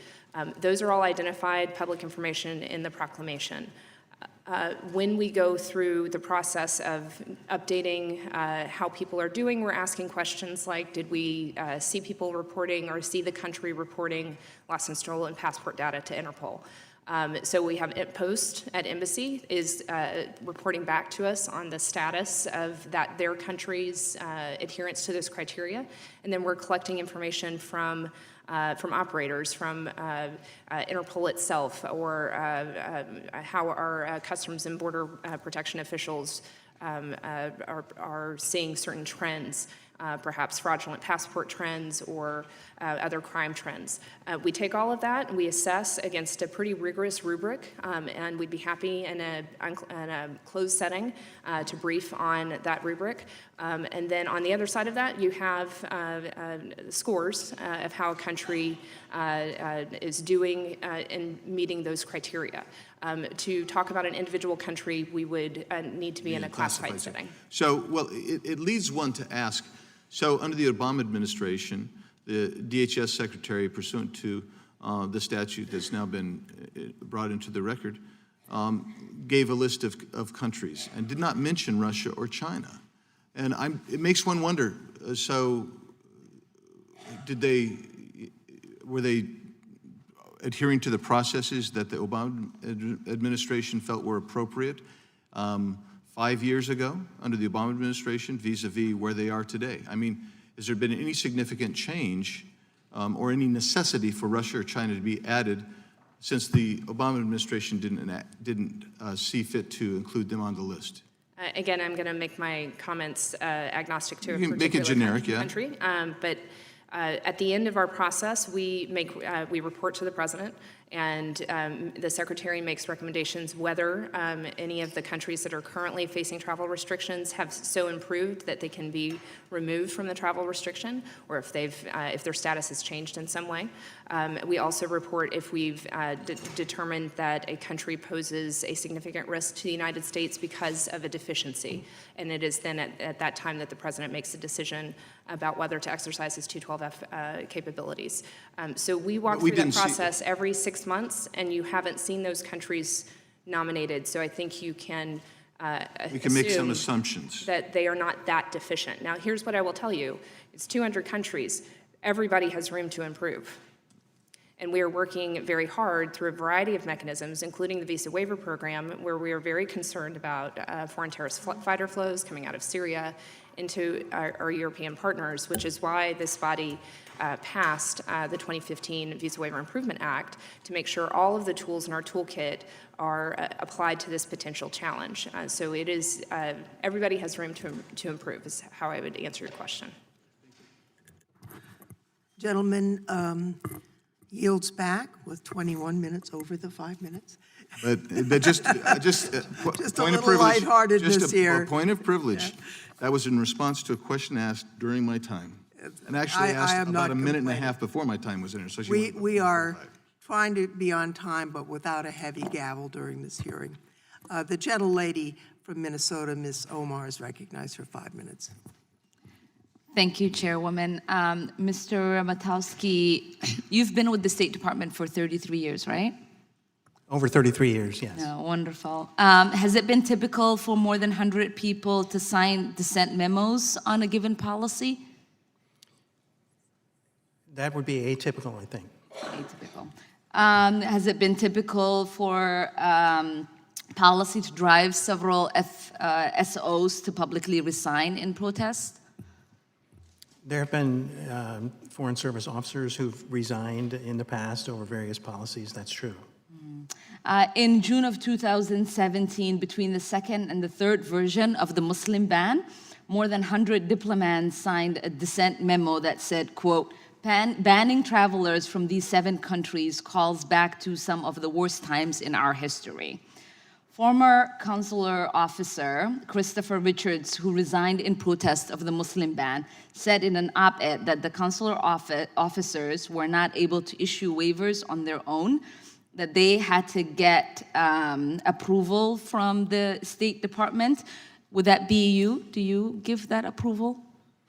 No, that's not correct. The consular officers make the decision on the first 2 prongs of the waiver, national interest and undue hardship, and then the interagency security review provides the guidance on the security prong. So that's not a decision you get to make, or is the White House involved in that decision? Not at all. Okay. Sarah Gartner, another former FSO who resigned in protest over the Muslim ban, told CNN that fellow officers, quote, felt pressure to approve as few folks as possible for the waiver. She also said that the Muslim ban had been, quote, reworked and sanitized by layers of bureaucracy with people distracted by the next terrible thing. It can be easy to forget it's even happening. Well, it looks like Congress hasn't forgotten. And Madam Chair, I have assigned testimony from 4 former FSOs that I would like to enter into record. It's put into the record by unanimous consent.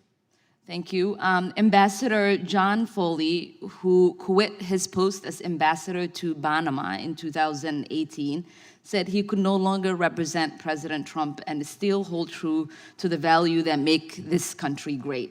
Among the policies he listed was the Muslim ban. In the end, how many diplomats and consular officers signed the dissent memo protesting the ban? I don't have an exact number for you, Congresswoman. I know that some did. Will you be able to get us that number? I can't guess that number, no. How do you respond to his claim that the consular officers have to get clear waivers with your office? I would say, as I said before, that that's not correct. The consular officers make the determination on the first 2 prongs of the waiver, national interest and undue hardship, and the security check, as I testified, is conducted back here in Washington. Now, if a consular officer is... So you're saying his claim is false? Which claim? That Mr. Washington Richards. is making the decisions? Yes. Yes, that's not correct. And how do you respond to Ms. Gartner's claim that the officers are implicitly or explicitly pressured to deny waivers? We are not implicitly or explicitly pressuring anyone to act in any way contrary to the law. Okay. And how do you respond to Ambassador Foley's claim, shared by all the people who signed the memo, that the ban is a betrayal of American values? The ambassador is certainly entitled to his opinion on that. There are many, obviously it's very clear that this policy has many opponents, but fundamentally it's designed to try to keep the United States safe. And to our other two panelists, was Stephen Miller's role in formulating the 3 reiterations of the Muslim ban? What was his role? I'm not aware of any role played by Stephen Miller. And Ms. Neumann? I was not at the department in January. I did not start until late February. Okay. And what instructions were DHS and state given from the White House as how to implement the Muslim ban? I wasn't given any instruction from the White House. Again, ma'am, I was not at the department in January 2017. The department was not consulted about the first executive order. The gentlelady's time has Yield back. expired. We turn now to the gentleman from North Dakota, Mr. Armstrong. Thank you, Madam Chair. Mr. Ramotowski, sorry. We were talking earlier, and I understand this a little bit. We have 3 car accidents in a week in North Dakota, and we jumped to the highest percentage in the country because we have 750,000 people. So when we're talking about percentages, I guess my first question is, how many people from North Korea actually apply for? Very few. The total that we have here is 115. So when we're talking about a 72% waiver rate, we're talking, I'm just going to go to 100 because I don't do math that well, so it'd be like 72 people. Something like that. So of all the countries that have granted, or that have gotten granted, who has the fewest that have gotten, what country has the fewest number of waivers granted? According to the data I have from September 14th of this month, North Korea has 5 waivers and 78 visas issued under an exception to the proclamation. That's the smallest number. And we're absolutely correct. An entire group does not have to be discriminated against in order for discrimination to occur. I agree with that, but I also agree with correlation. Correlation and causation are not the same thing. I mean, we are talking about this. We refer to it's being referred to constantly as the Muslim ban, but by putting any one of, Indonesia, India, and Pakistan are 13%, 11%, and 11%. I mean, in total of our worldwide Muslim population. So if you were dealing with this in that manner, wouldn't it make more sense? I mean, if that was your ultimate goal, wouldn't it make more sense to have them on the ban? Or have them on the list? I would defer to Homeland Security Yeah. regarding the security. And that's okay. And I know you can't speak to Ms. Neumann to specifics about any country, but these are supposed to be temporary, correct? Yes, sir. And as we're evolving and more sharing of information, I mean, we know Chad came off the list, but what do countries have to do to work to get off the list? We have a rubric, and again, in closed session, we'd be happy to brief you on some aspects of that assesses across a variety of criteria in the broad categories of identity management and information sharing. We would need to see improvements, and we're not looking for a gold standard, which is maybe you look at the standards we use for the visa waiver program as the gold standard. These are kind of minimal capabilities that we're looking for a country to have, so that, again, the purpose is not because of anything other than we need to know that the passport being presented is the individual that it says it is, And we need to know if that individual in their home country has a criminal record or is a known or suspected terrorist. That's kind of what this comes down to, is we need you to tell us more about this person. We need to have a relationship with you in order to be able to have that conversation. And you have to have a certain basic infrastructure to be able to do those tasks. So would it be fair to say countries who are bad actors in other ways, this is a very specific thing. So even if countries are bad actors in other ways, they can be complying here, correct? Correct. This is a tailored tool to prevent terrorists and serious criminals from being able to gain entry into our country.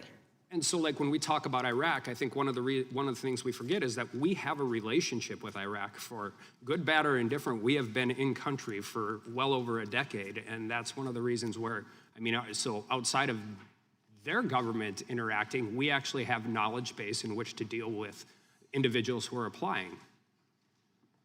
That's correct, and we take into account as we're doing those assessment that kind of relationship that may get us access to information to be able to do those identity checks. And I would contrast that with somebody like Syria, and everybody's favorite former FBI director actually testified in front of this committee in 2015, and he said, we can only query against that which we have collected.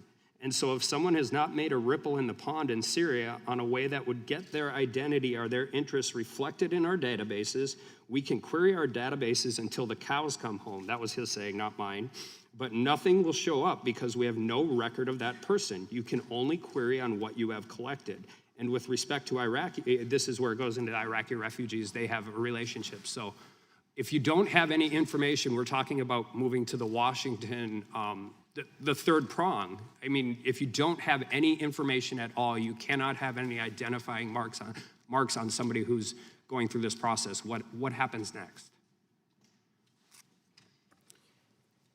For the third prong of the waiver process, the case is brought back to Washington electronically and given an intensive screening by various partner agencies in the law enforcement and intelligence communities. We could brief in more detail in a classified setting, but that's exactly what their responsibility is, to try to see, is there anything under U.S. government holdings that might be derogatory, that might represent a threat? Thank you. Gentleman's time has expired. The gentleman from New York, Mr. Aspley, is recognized for 5 minutes. Thank you, Madam Chair. I want to go back to January 2017, as stated by colleague Chairman Nadler. He was at JFK Airport. I also was at JFK Airport. Unlike the chairman, who was there with another member of Congress, I deployed to a terminal within JFK where I was the only member of Congress, where three people coming from the Muslim ban countries were being detained. There was a student from NYU, which was being received by one of her professors that did life-saving research at that university that was being detained. There were two other family members of the armed forces that were there waiting for them, a mother and a wife. One of the members of the armed forces that was greeting their relatives there refused to speak to the press or any of us until he spoke to one of his superiors. He wanted some guidance as to what was the protocol of a member of the armed forces before he spoke to the press or any of us. I think that underscores the kind of allegiance he has to our nation. We were assisted by New York City, the Office of Immigrant Affairs of New York City, and eventually these cases were resolved. I entered the facility, Mr. Hoffman, and I say facility because he had all the characteristics of a jailhouse. And I was approached by members of your department and surrounded by them, accosted and surrounded by them. There was about 7 of them around me on my face as I advocated for these 3 individuals. What is your protocol within your department? I know that you were not briefed on the implementation of this new Muslim ban, and you may have been in disarray. But I was accosted and surrounded by members of your department Do you have a policy when addressing someone that's advocating for a person, not just a member of Congress, an attorney, a community organization? Is there a policy, Mr. Hoffman, to humanely deal with people that are advocating for folks that are being detained that are related to members of our armed forces? Do you have a policy for that? Sir, we do have a policy for congressional engagement. Essentially, all members of Congress are to advise congressional affairs at headquarters and make arrangements or give the courtesy to make arrangements for visiting a port of entry. Are we entitled to ask to speak to one of the superiors of those members of Customs and Border Patrol that are deployed to these airports? Well, for Customs and Border Protection, if you do arrive at one of our facilities and we know that you're there, we should give you the courtesy to come out and speak with you. Is there a way in which I can communicate with one of the superiors? Because I was denied that opportunity. Well, sir, like I mentioned, typically there's a protocol in place whereby you'll contact congressional affairs here in Washington, D.C. at a national level, and they will make arrangements with the local port to advise you that they're coming, we'll ensure we have the right representatives there and so forth. Now, Mr. Hoffman, I'm 5'9". I was surrounded by folks that were from your department that I suspect were over 6 feet tall, about 7 of them over 200 pounds. I don't never carry a permit of a weapon, nor have I ever held a weapon in my hand. Do you perceive me to be a threat to them?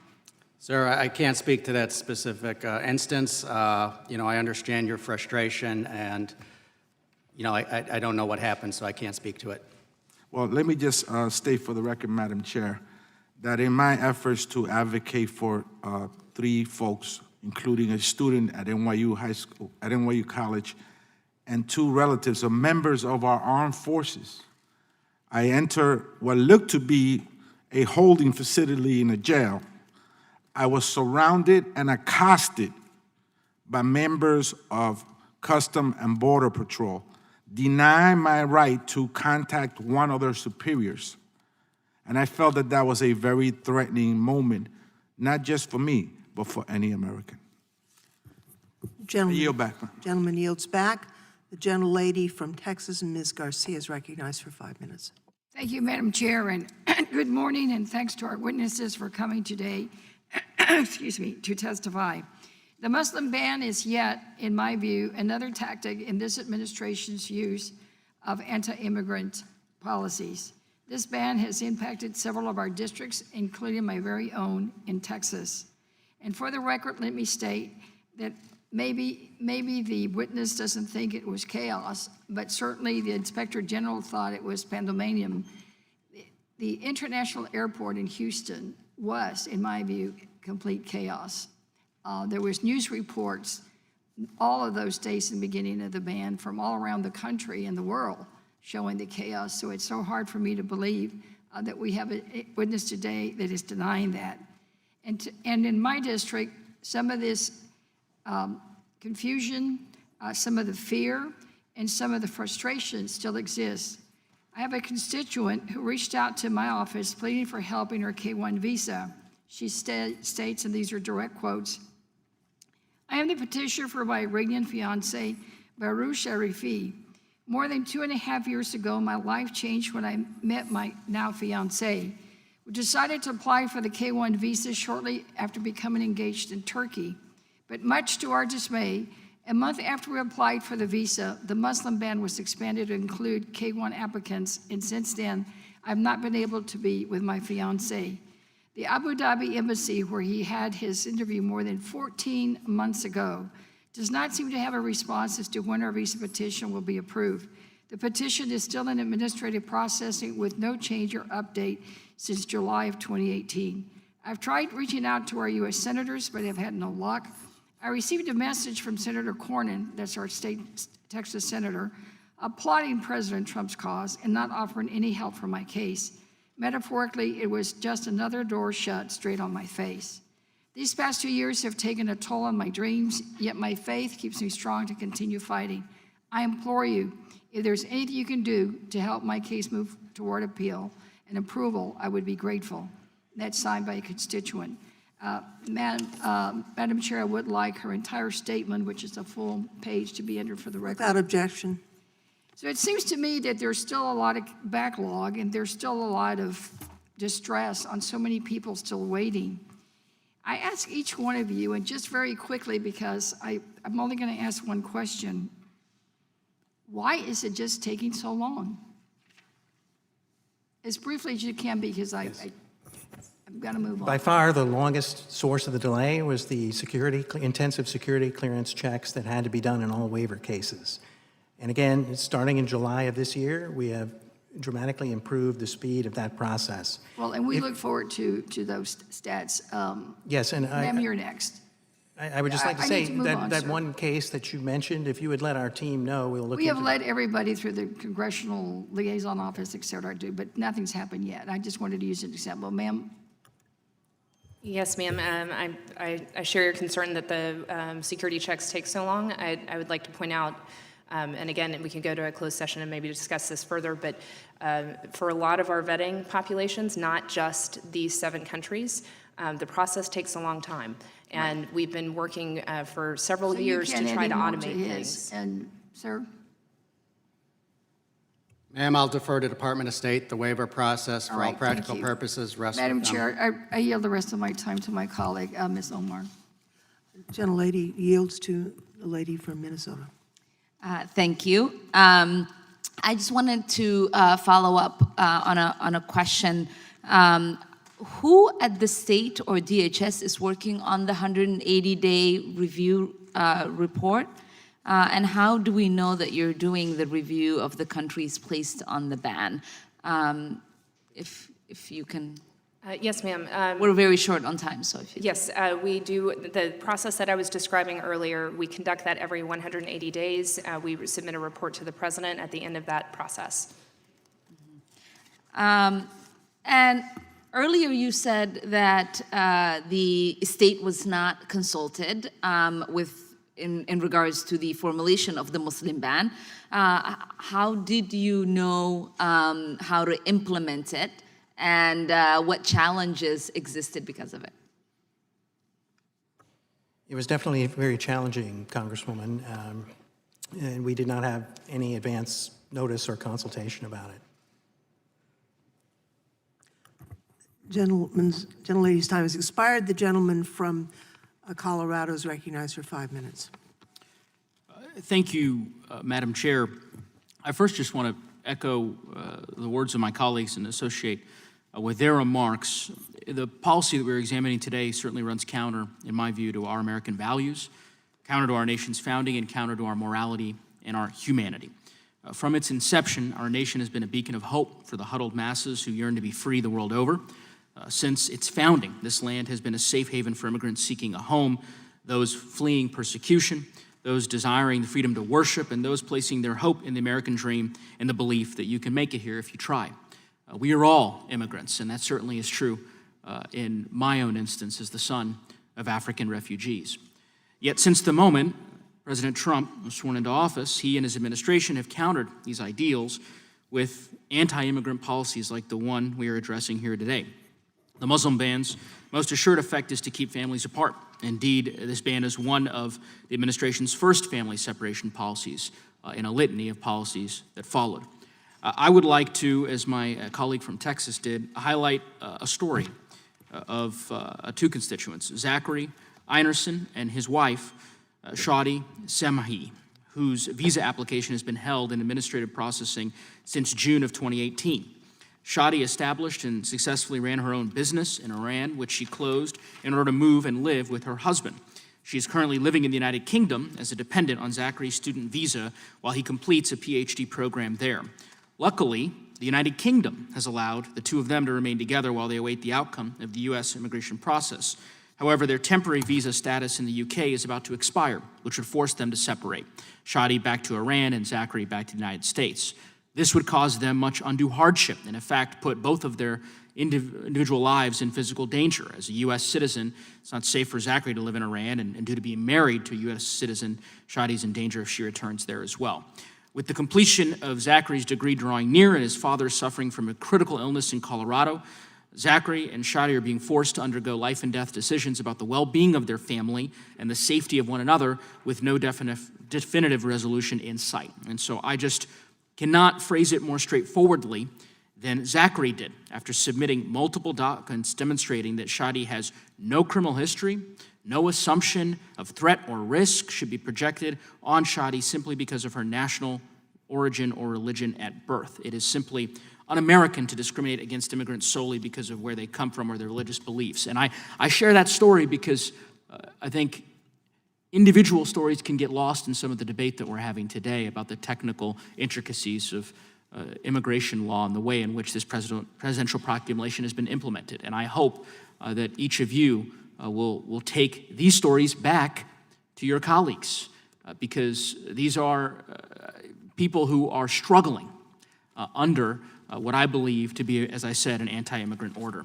I will ask just a few questions, and I want to yield the balance of my time because I know we have a number of colleagues who'd like to get questions in as well.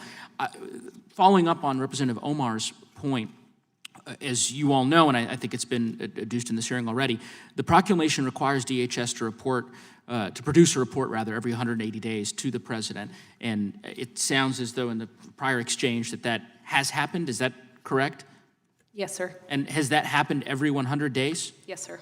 And are those reports public? No, sir. You can understand the difficulty we would have as members of Congress from an oversight perspective when there is a representation that this is being done for security reasons, and apparently those reasons, I suspect you are articulating that those would be within the substance of the reports that are being prepared for the president, and yet none of us have access to that document. And so to be able to apprise as to whether or not, in fact, the Department of Homeland Security is working to ascertain security procedures from this country so that countries can be lifted off of the order, it's a hard argument for us to take seriously. And we're not the only ones who have that skepticism. Justice Sotomayor expressed this, as I'm sure you're aware, in a recent federal case in which she noted that the results of the administration's review process had not been fully disclosed to the public, and that the few conclusions disclosed appeared not to have justified the ban. Pointing to documents filed in another federal lawsuit, she expressed doubt that a review of hundreds of countries' vetting practices, which, as you said, in your view, takes a long time, would result in an agency report of a mere 17 pages. So you can understand why this committee is very skeptical and why we will continue the vigorous oversight that we're engaged in today. And with that, I thank you, Madam Chair. Gentleman's time has expired. The gentleman from New Jersey, Mr. Malinowski, is recognized for 5 minutes. Thank you, Madam Chair. We've heard a lot about national security here, and I think it bears repeating that there has not been a single terrorist attack committed on U.S. soil by any national of any of the Muslim ban countries. What we have had are attacks by Saudis, by Pakistanis, by Lebanese, every single case my colleagues have mentioned, from a country that is not on the list. So the notion that we can trust these other governments to work with us to vet people coming to the United States is obviously preposterous. We've heard a lot about a list that the Obama administration produced a few years ago. Well, actually, Iraq was on that list, and Iraq is not now on the travel ban list for one reason, because influential Iraqis and the Pentagon frantically lobbied the White House at the last minute to take them off. It's not because they are able to work with us to vet travelers somehow better than these other countries. Now let's talk about a country that is on the list, Iran. We don't like the government of Iran. It is an odious dictatorship, but we constantly say that we love the people of Iran, that we are on their side, that we support their human rights. We know that Iran had nothing to do with 9/11. They are actually a sworn enemy of ISIS.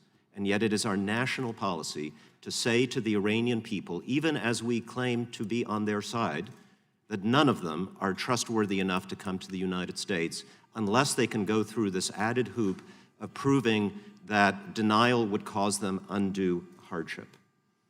And I'm trying to understand this. What I hear from the State Department and from DHS is that we are looking for partners in these governments to help us figure out who can safely come to the United States, that we're working closely with a number of other countries to address our security and information sharing deficiencies, as you said, Mr. Ramotowski.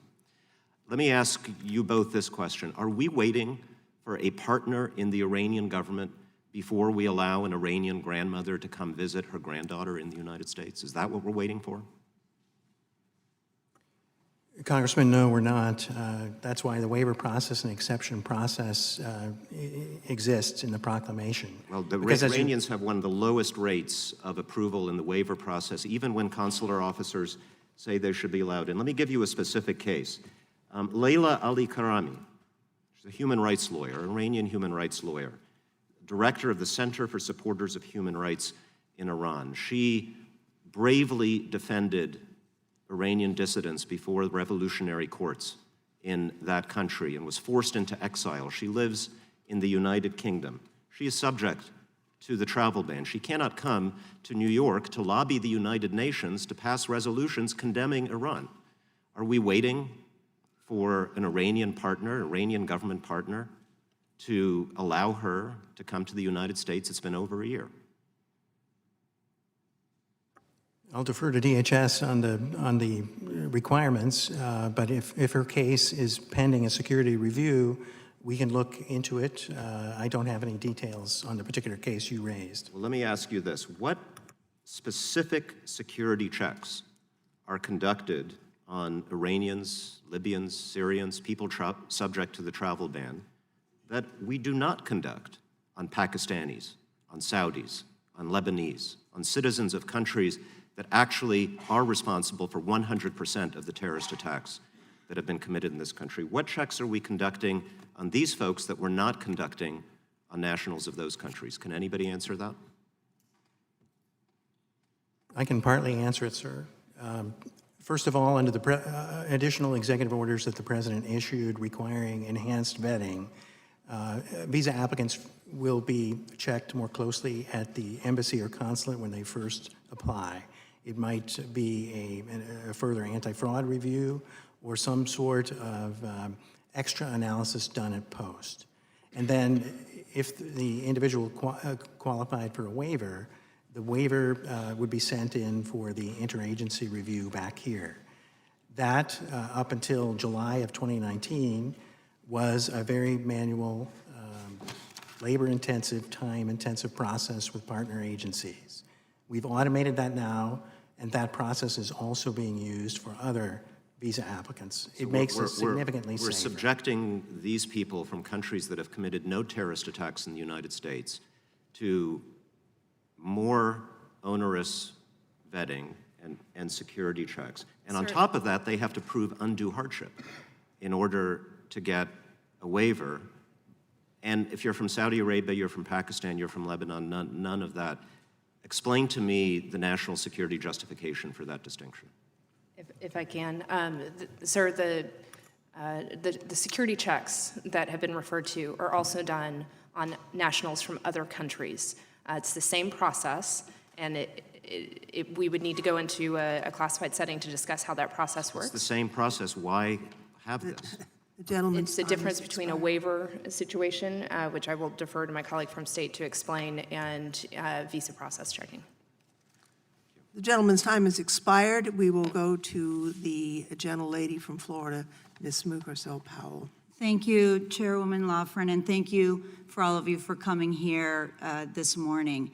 Now, I want to just take 1 second and put partisanship aside. You hear from the minority party many times that the Democrats don't care about the safety of our communities. And I want to make something very clear, like the chairwoman stated earlier. I wake up every morning making sure and thinking of ways of keeping this country safe, of keeping our community safe. It is why I have been advocating for gun reform since I got into Congress in January. But using a Muslim ban as a basis for national security, I think is just completely false. It's a sham. And many people have agreed on that issue. And I just want to talk a little bit about how this Muslim ban affects American citizens who may not look like any of the witnesses in the panel today, but who are American citizens and who are paying the consequences of this ineffective ban. I want to talk a little bit about the Sheriff family, who is Syrian, and they live in Miami. They live in my community. Raji came to the United States 7 years ago and lives in Miami. He's proudly worked his way through the immigration process, and he was so proud when he became a U.S. citizen in 2017, a privilege that I myself have, and several of my colleagues share that same privilege. We are U.S. citizens, we're also immigrants. In May of this year, Raji's parents applied for visas to come to this country with Raji, but the president's Muslim bans restrictions on Syria quickly stalled the process. Raji's parents were stuck in limbo waiting with no answers. They're hardworking people, they are not criminals, they are not terrorists, but they were very confused. After months of waiting, Raji's mother finally was able to make it to the United States using her Lebanese passport. But Raji's father did not have the same luck, and Raji's father remains in Syria today, while his family is in the United States waiting. Because of this ban, a good family has been ripped apart. Raji does not know when he's going to be able to see his father again, and the possibility of reuniting the family grows slimmer every single day. And as we know, the story of the Sharafs is not unique. The ban has impacted hundreds of thousands of people based on unfair criteria. And I think that what is clear is that the ban is not simply about stopping people from the Muslim faith. It's a proclamation that is based on fear. It is not right, and it goes against our American values. Now, with each iteration of the Muslim ban, a bipartisan coalition of dozens of former national security officials who have worked in both Democratic and Republican administrations have rejected the basis that this ban was used based on national security threats. The Trump administration's own Department of Homeland Security, DHS, the Office of Intelligence and Analysis, disputed the national security benefits of the ban, which have remained the primary justification for this ban. And a report of the office indicated that citizenship is an unreliable indicator of a terrorist threat to the United States, and that nationals of the countries targeted in the first iteration of the ban are rarely implicated in US-based terrorism. So I want to ask you, my first question, do you disagree with this report, and if so, on what grounds? Ms. Neumann. The Office of Intelligence and Analysis, and can you remind me the date of that? I think it was back in 2017. I don't have the exact date in front of me. I have a vague recollection of it, and I apologize. I did not review that in preparation for the hearing. They are independent as an intelligence community member, provide their assessment. I think my testimony and my focus has been on the work that's occurred since Proclamation 9645, which I believe that was written separately. I'm just asking if you agree or not with that report. I think it's focusing on the false premise, right? It's not about the citizenship being a determinant of whether somebody's a terrorist. What we're looking at is whether the identity credentialing or the information sharing that individual is associated with is sufficient in order for us to know that they are who they say they are and that they don't pose a risk to the United States. And so without absent seeing the full report, it's hard for me to comment specifically, but from what you read, it seems like it's drawing a different distinction. It's very clear. It's basically that it's not a reliable indicator, depending on the nationality of where your passport is coming from. Gentlelady's time has expired. Gentlelady's time has expired. The gentlelady from Texas is recognized. Thank you, Madam Chairwoman, for calling this very important hearing. Thanks to all of you for being here. I really appreciate it. It's hard to believe that we're just now getting to the Muslim ban. And when you think back, when all of us think back on the last 2.5, almost 3 years, all of the anti-immigrant policies that have been rolled out under this administration, it's hard to keep track, in fact, of how the erosion of our values, just how rapidly it has happened. These hearings are really important because they help shed light on the human toll that policies take, and there is a real human toll.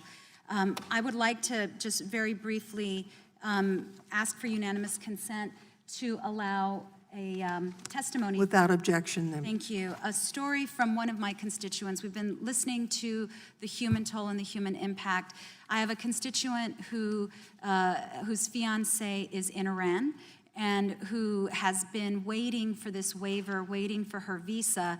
And during that year and a half that they've been apart, they have suffered financial hardship, emotional hardship.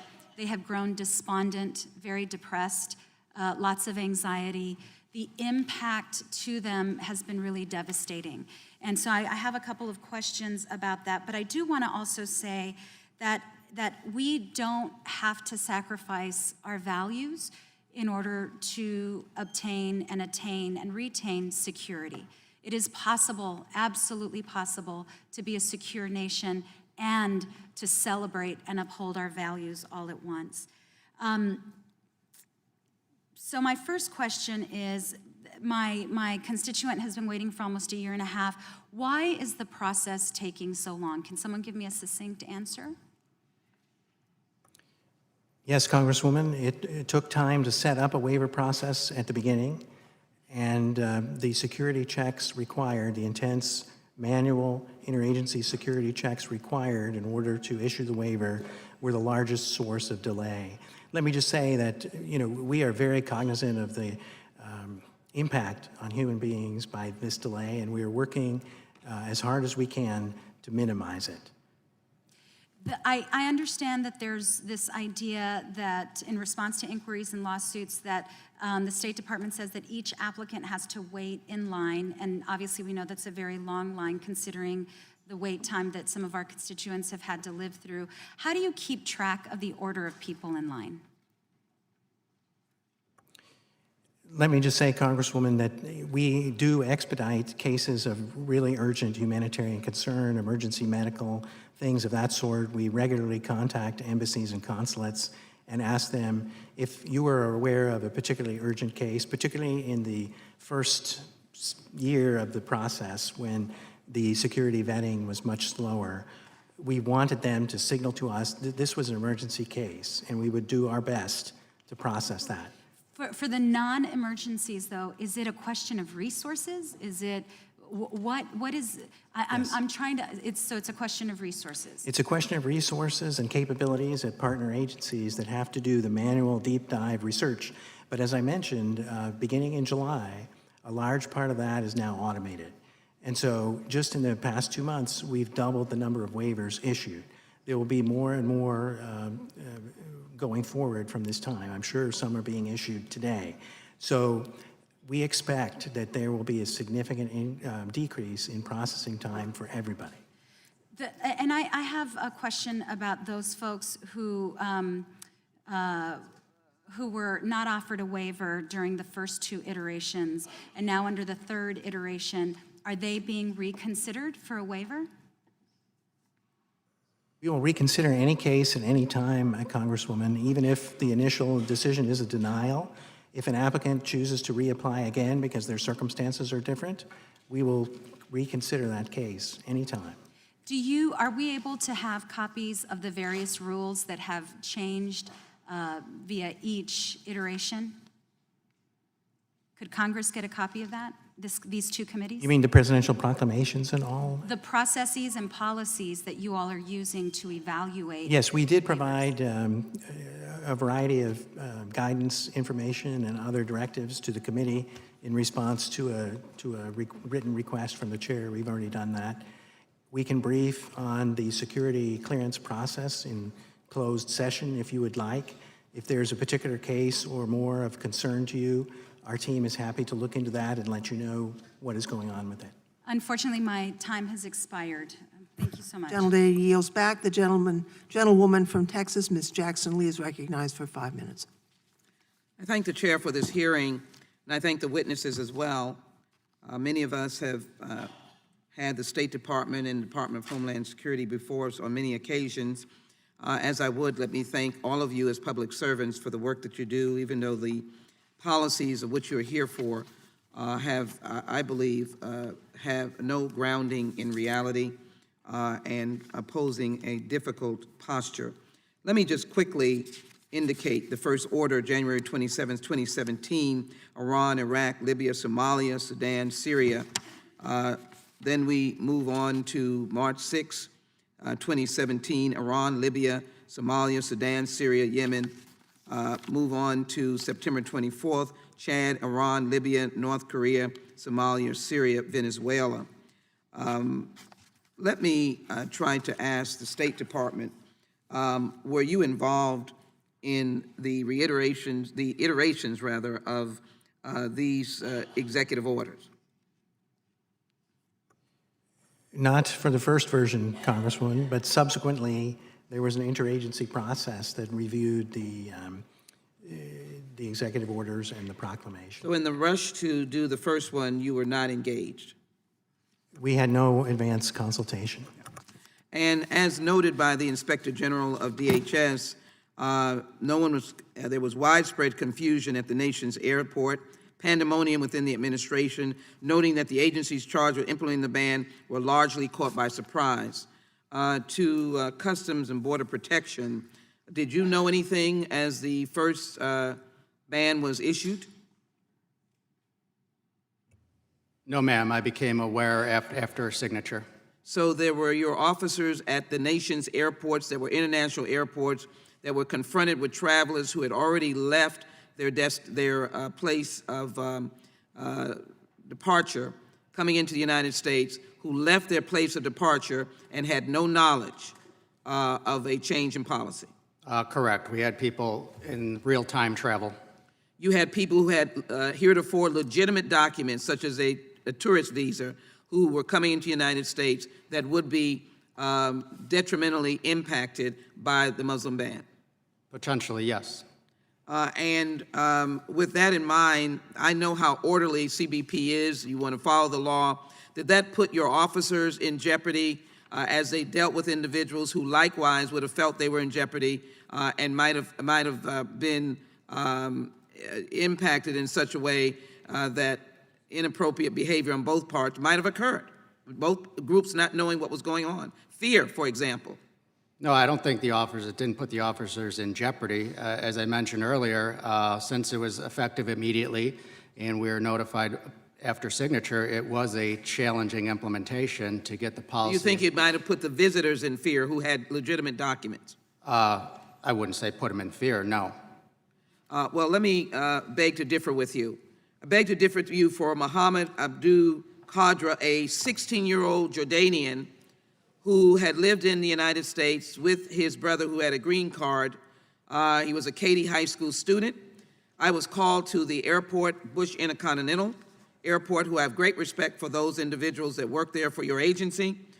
This individual had gotten off the airplane, innocent child that he was. He had gone home to renew his documents, which he did renew, which were a tourist visa, and he was coming, an unaccompanied child.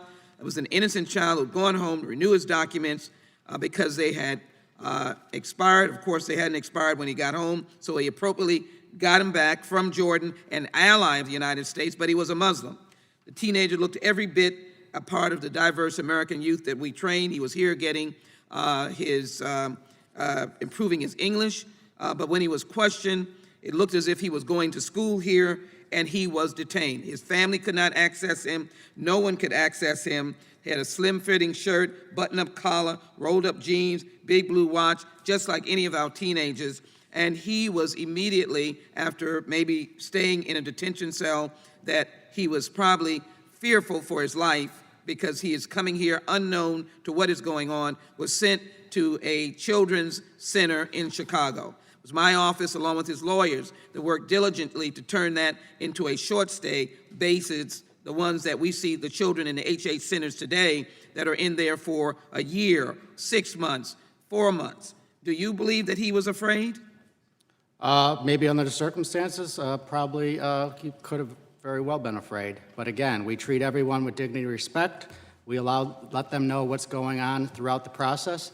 And I trust our officers treat that individual with dignity and respect, understanding the sensitivity of the case. The ban caused his fear. Thank you. I yield back. The gentlelady from Pennsylvania, Ms. Scanlon, is recognized for 5 minutes. Just wanted to speak for a minute to the immediate impact of the Muslim ban. At that time, I was not in Congress. I was pro bono counsel at a national law firm, and I ended up spending that long weekend, I know it was a long weekend for you, organizing lawyers to go out to various airports. So I had lawyers at JFK, I had lawyers in Atlanta, in LA, and in Philadelphia. And just as an example of the chaos, I'd ask unanimous consent to introduce into the record this article from the Philadelphia Inquirer from January 30th, 2017, how Philly reacted to Trump's... Without objection. Okay. It described how the first people to land in Philly who were subject to the Muslim ban were two Syrian Christian families who had visas and green cards, and they were sent back because Customs and Border Patrol didn't know how to deal with it. They weren't allowed access to their attorneys. And of course, we had a large number of protesters outside. Several of the other members have spoken to their experiences on that day. I know John Lewis went to the airport in Georgia and was also denied access to folks who were entering. And as is his custom, he had a sit-in. But so just moving to Mr. Rakowski, yes. You have told us several times that 7,600 visa waivers have been granted as of this month, correct?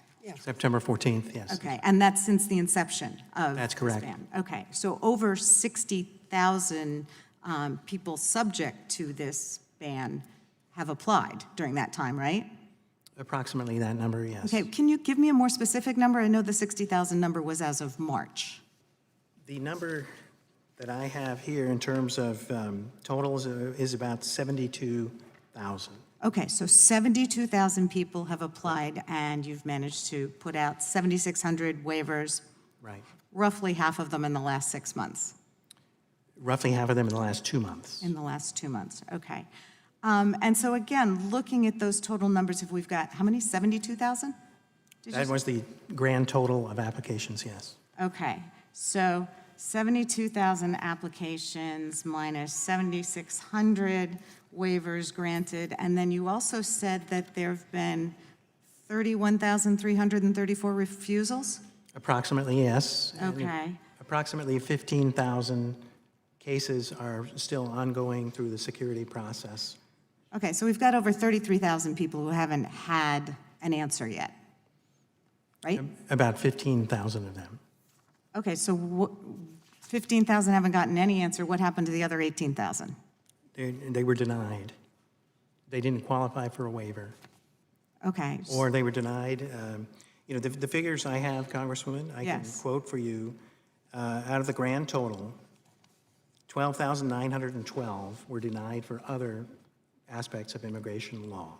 Okay. 7,679 waivers, 5,137 visas issued as exceptions. And then of the 46,334 remaining, we estimate that approximately 15,000 of that total is awaiting the security review. And the 46,000. The remainder of that would have been denied because they Okay. did not fit one of the waiver criteria permitted under the proclamation. Okay, that's helpful because the Right, it numbers helps were you not view adding the- up and the percentages were not adding up. You've said a couple times if people are having trouble with this. I have a staff member who has an 86-year-old grandmother from Iran who used to regularly visit the country to visit her family. She applied over a year ago. We have done congressional casework on this, no response. So who should members of Congress or who should the folks waiting for a decision on these outstanding applications, who should they be contacting? You should still contact the Department of State for an update. We've done that Because repeatedly. Yes, because the waiver security screening process has significantly improved, and so we are seeing a lot more movement in cases that have been delayed for a long time. Who is operating the waiver security process? Who's the final say on that? The Department of State is the implementing agent. Whose desk is it on? Is it It's yours? not on any of our desks. It goes to partner agencies in the law enforcement and So intelligence it's community. just like this giant computer that you put it in? Who has the final say for these people? We survey a lot of databases. Who's we? The Department of State. We're the executive agent of this process. Particular We bring agency? the case back.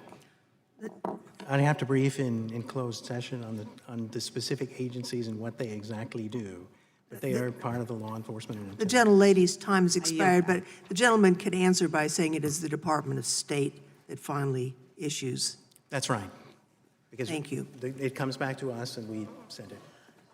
I have asked unanimous consent that the following statements be included in the record: a statement by 19 state attorneys general, statements from the American Civil Liberties Union, the American Arab Anti-Discrimination Committee, the Anti-Defamation League, Amnesty International, the Asian American Advancing Justice, Bend the Arc, Church World Services, Council on American Islamic Relations, the Engage Foundation, Friends Committee on National Legislation, Japanese American Citizens League, Muslim Public Affairs Council, National Council of Jewish Women, National Immigration Law Center, Jews and Muslims and Allies Acting Together, Public Affairs Alliance of Iranian Americans, International Refugee Assistance Project, and a statement from Senator Coons and Representative Chu on their legislation called the No Ban Act.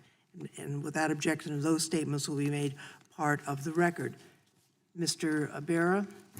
Madam Chairwoman, I also would ask, we have a letter dated September 23rd, 2019, from a variety of national security experts, Democrats and Republicans, who have had the highest security clearance, commenting on the nature of the ban and how it doesn't make a statement. Without objection, that is included.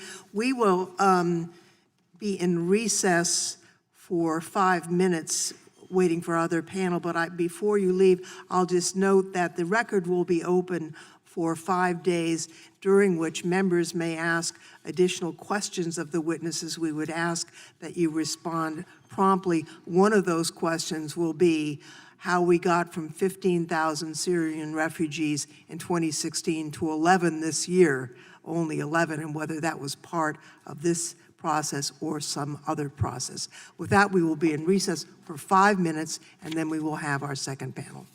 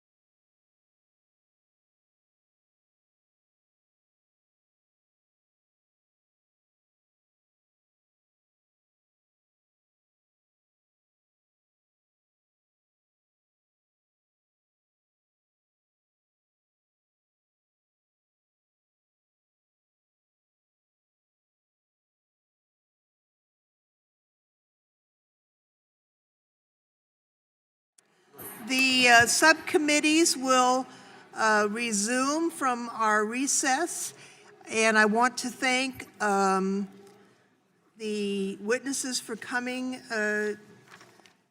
today. I want to introduce the second panel and apologize. Let's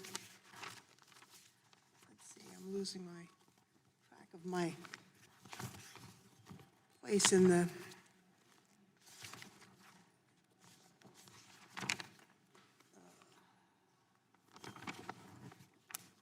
I'm looking for the biographies of the panel, and here we have Dr. Abdollah I'm mispronouncing your word. Dehzangi is an assistant professor of computer science and director of the Master of Science in Bioinformatics program at Morgan State University. He was born in Iran and is now a legal permanent resident living in Baltimore, Maryland.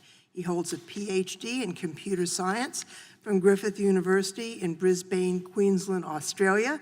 And because of the ban, his wife, Ghazela Taharizada, who he married in Australia in 2015, and who has filed for an immigrant visa to come to the United States, has been unable to come to the U.S. and to live with him, her husband. He also has a PhD. She also has a PhD and received a postdoc job offer at the University of Maryland, College Park, with work funded by the National Institute of Health. However, because of the ban, she has yet to obtain a visa to come and join her husband, as well as to do this distinguished work in the United States. Mr. Ismail Alghazali is a U.S. citizen who was born in Yemen and currently lives in Brooklyn, New York. He and his family have also been impacted by the ban. To date, he remains separated from his wife, sister, 5-month-old daughter, and 1.5-year-old son. His wife has attempted to obtain a visa to return home with Ismail until recently. The ban prevented her from doing so. She was in processing for almost 3 years before being approved for a waiver earlier this month. We thank Mr. Alghazali for taking the time to share his story with us today. Farhana Khera is the co-founder, president, and executive director of Muslim Advocates, a national legal advocacy and educational organization. Previously, she served as counsel on the Senate Judiciary Committee and worked under the Constitution Subcommittee Chairman, Senator Russell Feingold. Prior to working for the United States Senate, she worked as a litigation associate with several law firms. In her current role with Muslim Advocates, she testified before the Senate Judiciary Committee's Subcommittee on Oversight, Agency Actions, Federal Rights, and Federal Courts on the topic of anti-Muslim rhetoric and its connections to law enforcement. She received her bachelor's degree from Wellesley College and her Juris Doctorate from Cornell Law School. And finally, we have Arthur Andrew. The Honorable Arthur is a resident fellow in law and policy for the Center of Immigration Studies and the former immigration judge at the York Immigration Court in Pennsylvania. Mr. Arthur has also served at the former Immigration and Naturalization Service General Counsel's Office and worked on Capitol Hill as counsel to the House Judiciary Committee and House Oversight Committee. He received a bachelor's degree from the University of Virginia and a Juris Doctorate from George Washington University School of Law. We welcome all of our distinguished witnesses and thank them for participating in today's hearing. We are particularly honored to hear from the two witnesses personally impacted by these policies and commend them for their courage and strength in sharing their personal painful stories with us today. Now, if you will please rise, I will begin by swearing each of you in. If you'll raise your right hand, do you swear or affirm under penalty of perjury that the testimony you are about to give is true and correct to the best of your knowledge, information, and belief, so help you God? and the record will reflect that each of the witnesses answered the affirmative. Thank you. Please be seated. As with the prior panel, each of your written statements will be made part of the record, and so we do ask that your testimony consume about 5 minutes. We have a light system, so when the yellow light goes on, it means you've got just a minute left, and when the red turns on, it means that your 5 minutes have expired, and we do ask that you try and wrap it up at this point. So, Dr. Dehzangi, you will begin. Dear respected members of the U.S. House of Representatives, thank you for your service and for giving me the opportunity to share my case and story regarding the Muslim ban and how it affects me and my wife, Dr. Abdollah Dehzangi. I'm one of the thousands that have been affected by the Muslim ban and represent the most heavily impacted community, which is Iranians. One of the saddest stories of separation and heartbreak. People who came to the United States to start a new life in this wonderful country, and like many others, have strived to help make their new home a better place. Yet we have been banned for no reason other than where we were born and what religion we practice. It is our story that I would like to share with you. I'm Dr. Abdollah Dehzangi, Assistant Professor at the Department of Computer Science, Morgan State University, Baltimore, Maryland. I'm also Program Director of MS in Bioinformatics at this institute. I met my wife, Dr. Abdollah Dehzangi, in Malaysia back in 2008, while we both were students at Multimedia University. After I moved to the United States, we decided to enshrine our love in marriage. We realized that after 8 years, we no longer can be apart and long to spend the rest of our life together. We were happily married in September 2016, and I filled an I-130 petition for her to join me by October 2016. We knew this process was going to take up to 2 years, so she could join me after she completed her PhD in Australia, Griffith University. However, our dream and hopes were all shattered after the announcement of the Muslim ban and on nationals in several countries, including Iran. This cruel policy threw our lives in disarray. By April 2018, Ghazaleh received an offer to serve as a postdoctoral research scholar at the University of Maryland. Her aim is to conduct high-impact research in the field of bioinformatics, drug design, and drug discovery. So it would have been a wonderful opportunity for her. However, despite the efforts from the UMD, she was not able to apply for H-1B visa out of the United States because of travel ban. She finally was invited for her interview in February 2019, during which her visa application was denied. We were greatly dismayed, despite knowing this was a possibility as a result of Muslim ban. So we completed a waiver request with a supporting letter from Senator Van Hollen of Maryland. Again, with the help of Senator Van Hollen, we followed up after 6 months in August, as have been advised, but was told the process would take even longer than that. Unfortunately, there is no timeline. She has lost the job offer that was extended to her, as there was no end in sight to this ban. Denial of her visa and entry caused us and our family undue hardship because we missed the support and companionship that we desperately seek. My wife is alone in Australia, and I'm without her here. I'm separated from the person closest to me in life, and I don't know when we will get together again, forced to go through the celebrations and hardship in our life apart. Denial of her request for a waiver or further delay in this process will force me to quit my service at Morgan State University to reunite with my wife in Australia. Such an act will be a loss to my university, Baltimore City, state of the Maryland, and the United States in general. I would also have to leave behind my mom and 2 brothers who live in the United States. It is a very hard and heartbreaking decision to make. Our hope was to move to the United States, pursue our careers and dreams, build a family, and contribute to the well-being of our society and community. I also feel uncomfortable that as a program director and supervisor, I have to leave my student behind. But there is no alternative for me. I have to be with my beloved wife, and I'm being denied my love and future because I'm Iranian. As I finish this testimony, I finish to leave you with the knowledge that this unfair and xenophobic ban is destroying our life and bond. We do not know what's going to happen and how long we have to wait. For all the reasons above, we would like to raise our voice to the House of Representatives, a stronghold of law and order based on the U.S. Constitution, to please help us to build our lives and stop this injustice. We're one in several thousand that have been affected by the Muslim ban. Many more have a similar story, similar hardship, and similar sorrow and sadness. Those that hope to one day call this land of free and home of the brave their home, and serve this country under the same flag as those can be for them. Yet they have been banned because of their nationality and religion. This is discrimination. Thank you very much for your time. Thank you very much. We now will turn to Ismail Alghazali.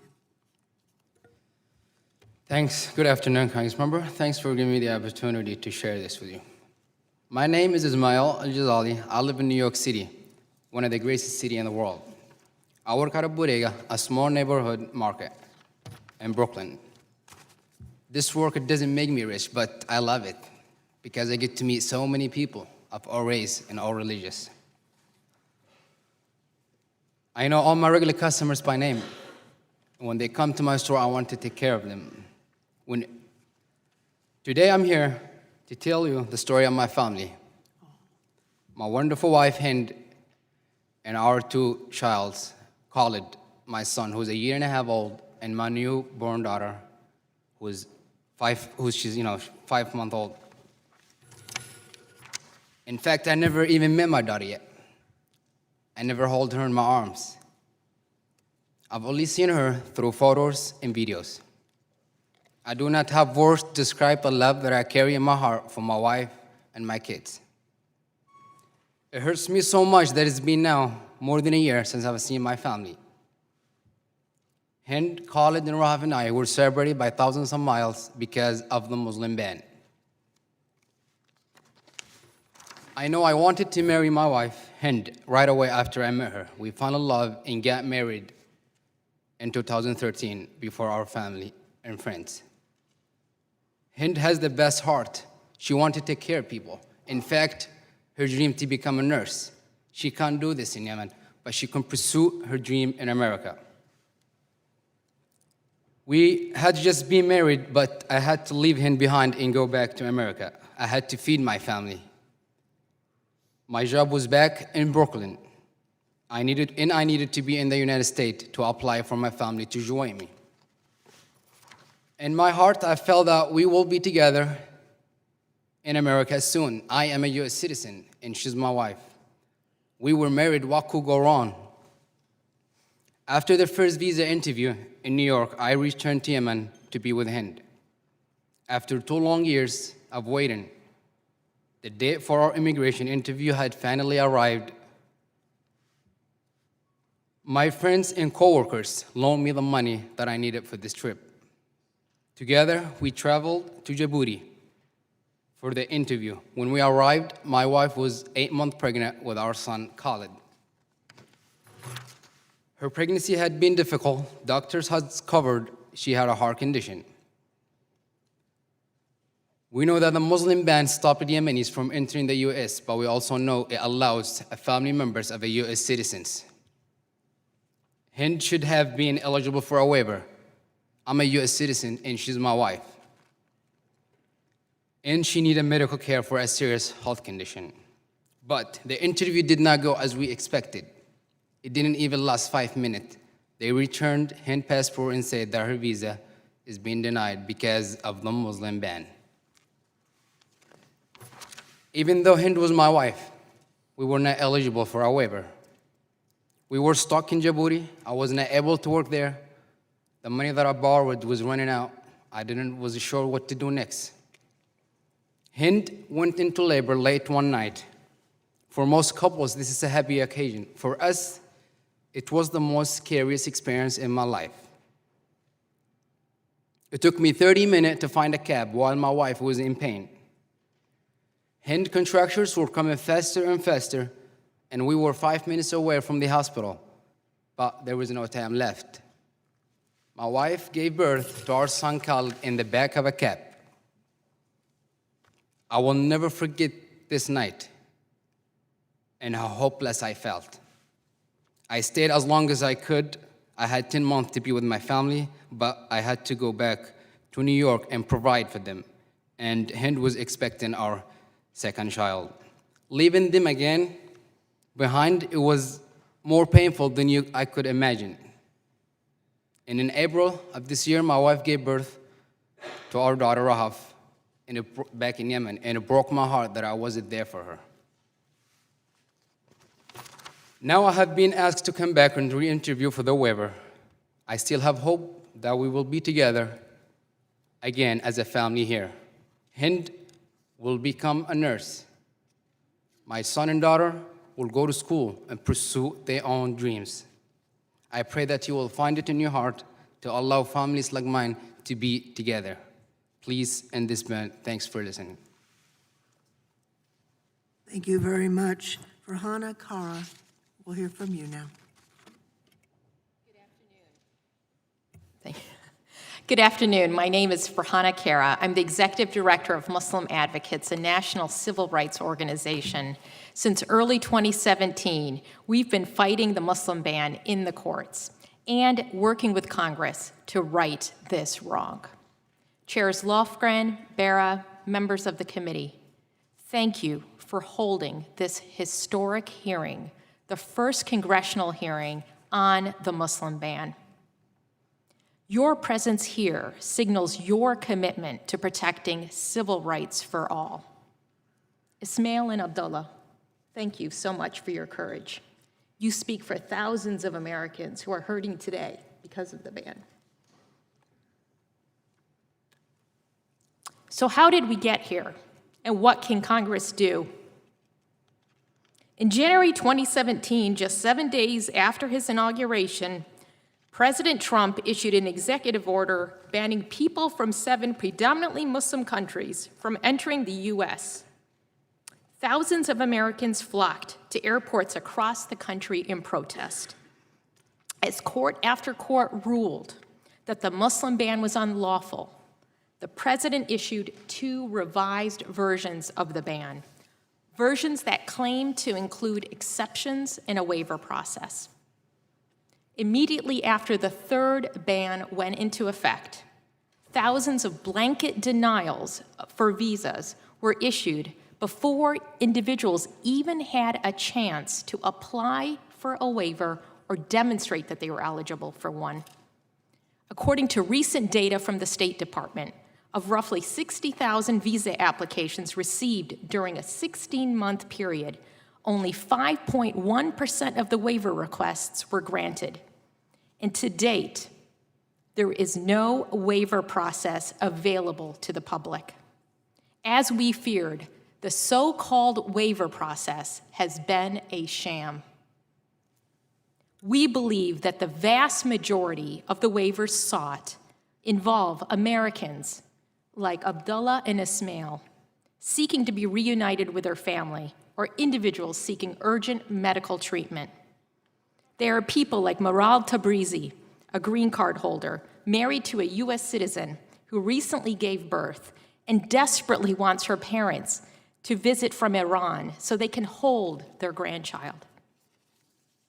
Or Afkab Hussein, a Somali refugee and green card holder who arrived in 2015 with the promise that his wife and newborn son would soon join him. Even though they were approved for resettlement nearly 3 years ago, they have not yet been allowed to join him here in America. Or people like Hossein Barati, desperately waiting for a visitor's visa so he can undergo specialized treatment for stage 3 cancer, treatment he cannot otherwise receive in Iran. The Muslim ban demonizes and dehumanizes Muslims, evoking dark chapters of our nation's history. The story of immigrant Jews, Irish, Italians, the stain of Japanese American internment camps. Each of these groups was shunned and isolated for their otherness. But America prevailed when these groups stopped being seen as outsiders and started being seen as neighbors. And that's who American Muslims are, your neighbors. We are your dentists and patients, your teachers and students. We are baristas and barbers, politicians, and even stand-up comedians. But most importantly, we are husbands and wives, parents and children, brothers and sisters. This is why the Muslim ban hurts us on a deeply, deeply personal level, because we know it is contrary to the welcoming country we aspire to be. But here's the good news. The President and the Supreme Court do not have the final say. Congress does. Earlier this year, Congresswoman Judy Chu and Senator Chris Coons introduced the No Ban Act, a bill that would terminate the current Muslim ban and would amend the law to ensure that no president can enact a similar discriminatory ban again in the future.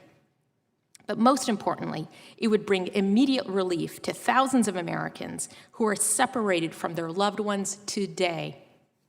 We urge Congress to pass the No Ban Act and remove religious bigotry from our nation's immigration system for good. And in the meantime, we urge the administration to make good on its promise to issue family-based and humanitarian waivers immediately and without further delay. Thank you for this opportunity to testify. I look forward to your questions. Thank you very much. And our final but not least witness, Mr. Arthur, you are recognized for 5 minutes.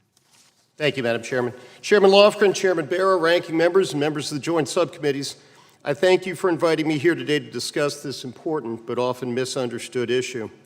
Protecting the safety, institutions, and well-being of the American people, citizens, nationals, and lawful immigrants is the primary duty of the United States government. For decades, individuals, both foreign and domestic, have posed risks to our people and our institutions the U.S. government must constantly combat. Domestically, it is the role of our federal law enforcement agencies and their state and local partners to investigate and prevent such harm. With respect to threats from abroad, the State Department, DHS, and our intelligence agencies must be constantly vigilant to ensure that individuals who pose a security or public safety risk are unable to reach our shores. State Department consular officials and CBP officers play critical roles in that effort. Millions of foreign nationals seek visas to enter our country each year, and it's their job to screen each of them. State and CBP must ensure that those individuals are who they claim to be, are coming for the reasons they assert, and will remain only as long as permitted. Presidential Proclamation 9645 and the review that led to that issuance assist them in that effort. In that review, DHS, with the assistance of state and the DNI, developed a baseline for the information needed to identify visa applicants and assess whether they pose security or public safety risks. This begins with travel documents. If the documents presented are not reliable or can't be verified, they're worthless for identification purposes. Next, our officers rely on information provided by foreign governments to assess the risk posed by visa applicants. Vetting is only as good as the information U.S. officials have at their disposal. Finally, an assessment of country conditions, and in particular whether terrorist groups operate in those countries and whether those countries themselves are hostile to the United States, are critical facts in assessing the intentions of any individual visa applicant. Terrorists have and will attempt to exploit our generous immigration laws to attack this country and to use this country as a base for operational planning and fundraising. The same is true of criminals. Those efforts undermine our domestic security and our foreign policy goals. By restricting the entry of specified classes of individuals from a limited number of countries, PP 9645 makes it easier for our officers to subvert those efforts and avoid those risks. Respectfully, I question this hearing's characterization of PP 9645. It is not a ban because although it restricts the entry of foreign nationals in certain visa categories, those restrictions are subject to exceptions, limitations, and waivers, as we've heard. Our government agencies are constantly improving their practices to ensure that those waivers, in particular, are adjudicated in a timely fashion consistent with security concerns. Nor is it a Muslim ban because, as the Supreme Court has noted, and as has been stated many times here, it makes no reference to religion, covers just 8% of the world's population, and is limited to countries that were previously designated by Congress or prior administrations as posing national security risks. Any Muslim ban would be contrary to the religious freedoms upon which this country was founded and from which the strength of this nation arises. Believers of all faiths and adherents to no faith at all contribute to our institutional and economic strength. From a national security standpoint, such a ban would be counterproductive. It would gain for us the enmity of 1.8 billion people and would substitute an irrational bias in our visa screening system for a logical policy focused on responding to real-world threats. As the Supreme Court held, PP 9645, quote, is expressly premised on legitimate purposes, preventing entry of nationals who cannot be adequately vetted and inducing other nations to improve their practices. As an individual who has advised attorneys general of both parties and Congress on national security issues relating to immigration, I concur in that judgment. Thank you, and I welcome your questions. Thank you. The gentleman yields back. Now is the time when members of the committees will have an opportunity to question witnesses for 5 minutes each. I will turn now to the chairman of the Oversight Committee and Foreign Affairs, Mr. Bera, for his 5 minutes. Thank you, Madam Chairwoman. And thank you to the witnesses for being here, and particularly Dr. Dehzangi and Mr. Alghazali for sharing your stories. The purpose of this hearing really is to put a human face on this. And before I launch into my questions, I think it's not a binary choice. We can both hold on to our values as a nation of immigrants, of a welcoming country, but also guarantee, to the best of our ability to protect our national security. Those are not givens. And when I listen to the two stories here, but also when I think about the cases of my own constituents, you've provided quite a bit of documentation that could be vetted, that could be looked at, that would suggest that neither one of your spouses or kids are security risks.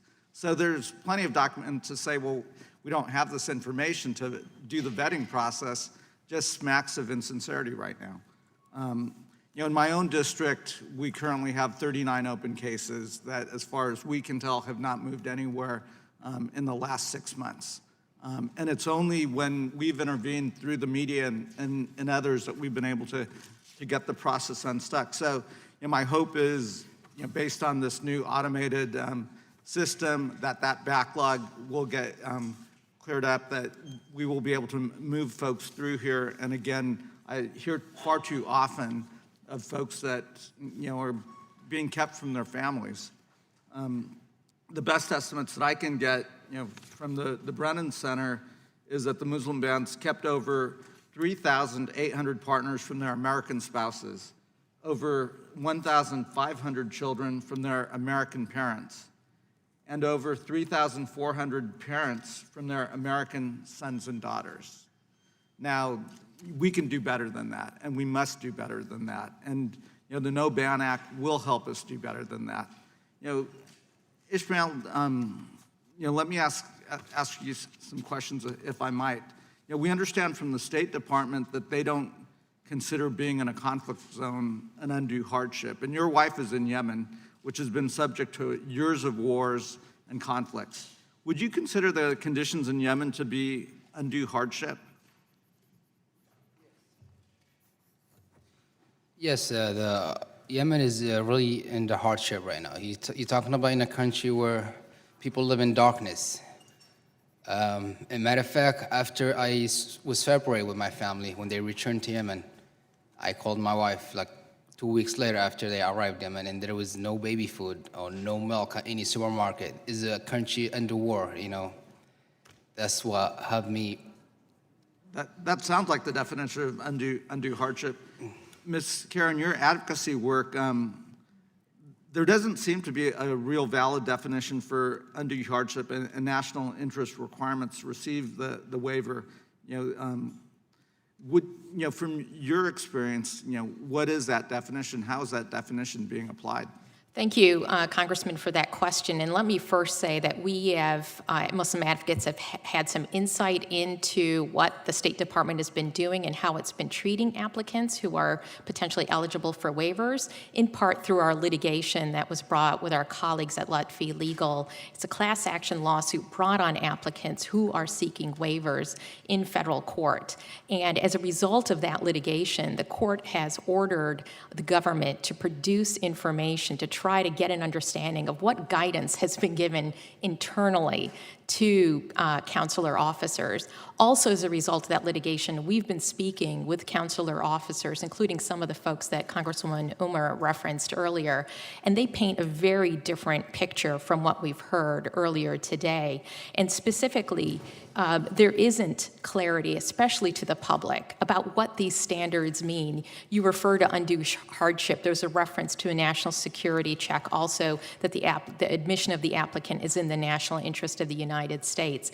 And internally within the department, there's been numerous guidance, sometimes conflicting at times, and not a whole lot that's been shared publicly. So we have basically the public operating in the blind, people just trying to do their best to make the case for why their spouses, their children, their grandmothers should be allowed to enter the U.S. And so we have a really broken system. And the State Department officials' representation earlier today that, well, things are now, now they're starting to move. Since July, the last couple of months, things are really starting to move. From our perspective and what we've seen and from what we hear from families, from immigration practitioners, that is just a drop in the bucket in terms of the number of applicants that are waiting. And they've been waiting for years now to really see progress and to get these applications approved. These are U.S. citizens, green card holders, who in the normal course can have their family members come and attend births, weddings, and join their family members here in the United States. The gentleman's time has expired. We now will turn to the ranking member, Mr. Biggs. Great.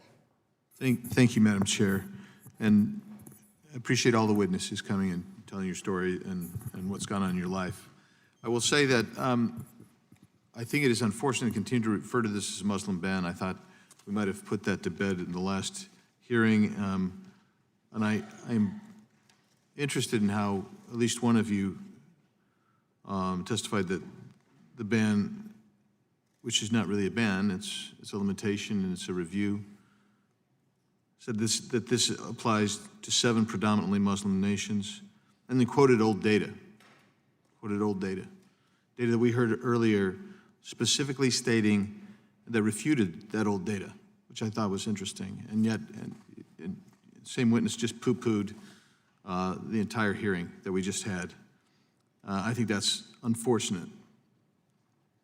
And then that same witness said there's no waiver process available to the public.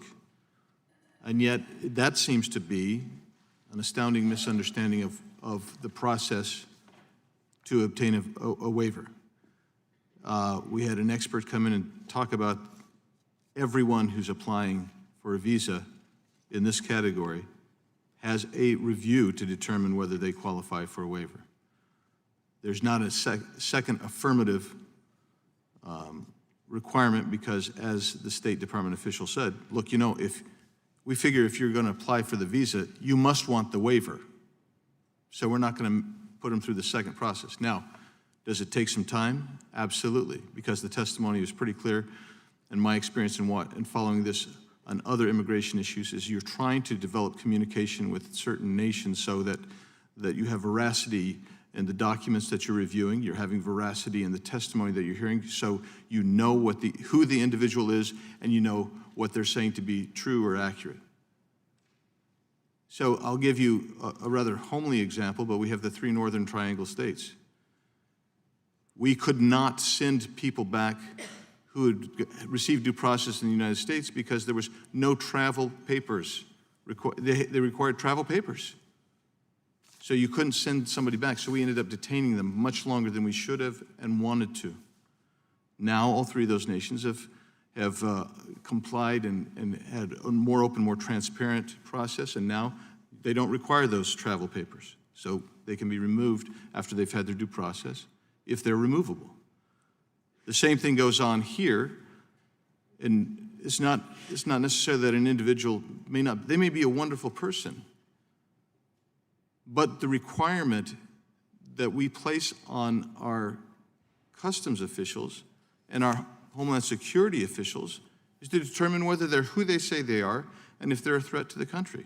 And that may require, in fact, in all cases, requires some kind of communication with the other country. And if you can't get that communication for whatever reason, then they err on the side of safety for the country. So I'm going to go to Mr. Arthur. And you have stated in your written testimony 10 different ways to get a waiver. And I was wondering if you would expand on some of those ways for us, and also on the relationship necessary and the communication necessary between officials in this country and officials of the applicant. Yeah, and if you don't mind, Mr. Biggs, I'm going to answer the second question first. The first one is pretty well covered in the proclamation. And I know this from personal experience. Having been at the INS, I was chief of the National Security chief of the National Security Law Division there for a period of time. We deal with our foreign partners, and when I say foreign partners, that includes countries that we don't consider partners at all, including Russia and China, with respect to information about individuals who are traveling to the United States. They want their nationals to get visas to come to the United States, so they comply with our request with respect to the criminal information about them. Now, am I telling you that someone who is a member of the Chinese Security Service is going to be revealed as such? No. For that, we rely upon our foreign partners, the Five Eyes, other intelligence agencies, our own intelligence agencies, to identify those individuals so that we can exclude them from the United States. Again, going back to what Director Comey testified back in 2015, I think it was, the vetting is only as good as the information that's available. And I go to the witness from Iran. If the Iranian government were forthcoming with more information, if we could trust the information that the Iranian government provided us, we wouldn't have to go through this process. We would know right away who those individuals are, but they don't, they won't. And that's the reason why we have this problem. So, and again, with respect to the specific limitations, I refer back to that. I'm happy to do it during a second round of questioning, or I can put it in a written statement. Thank you.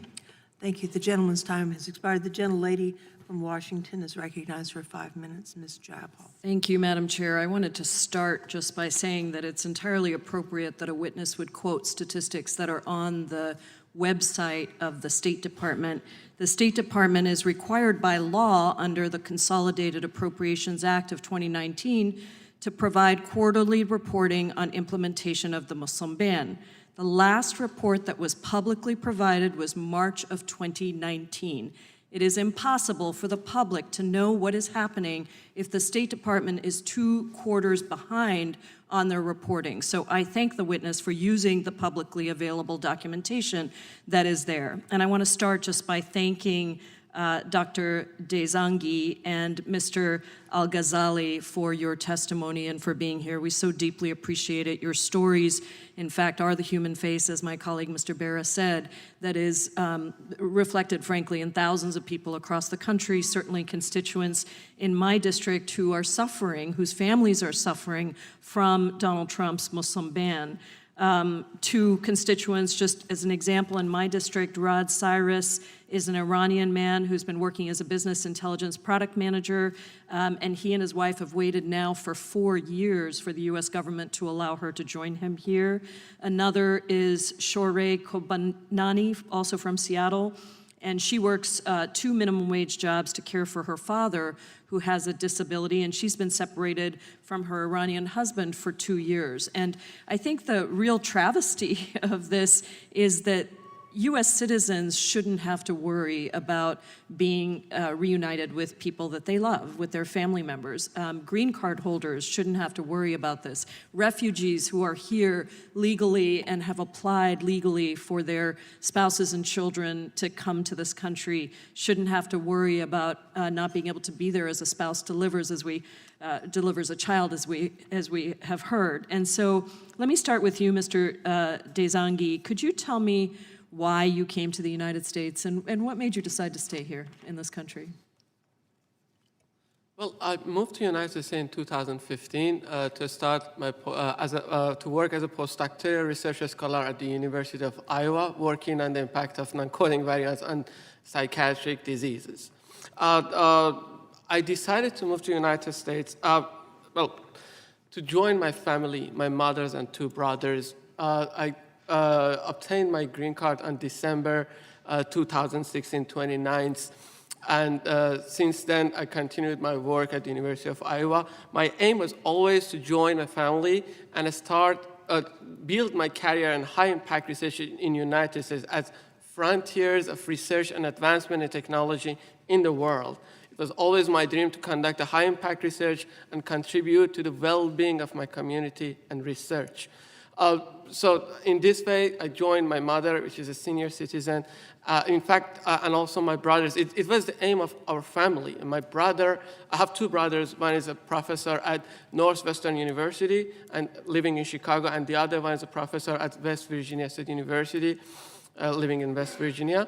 And our aim was always to be able to just conduct high-impact research and explore our own potentials and be together with the family.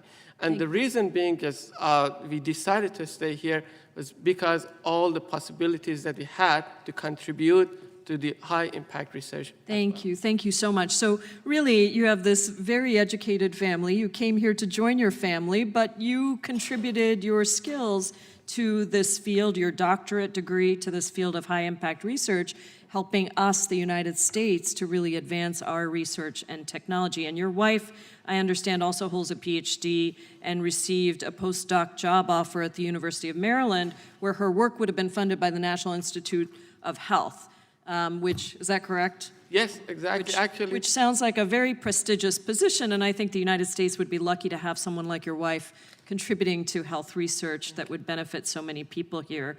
What options are you considering, and I'm going to ask you to just keep this very brief if you would, what options are you considering in order to be with your family again? Well, as I mentioned, it's a heartbreaking and hard decision, but I'm actually putting my leave of absence for the university and in the option that I wouldn't be able to join and my wife wouldn't be able to come to the United States and start a career, I will leave the United States. So we would lose you and your wife. And in my last 10 seconds, Ms. Khera, tell us, what is the harm to the United States? We've talked about the harm to people, but what is the harm to the United States, very briefly? Yeah, just significantly, there's already been a harm to our economy. Tourism is down. It hurts businesses when people can't enter the United States. Conferences are being held outside.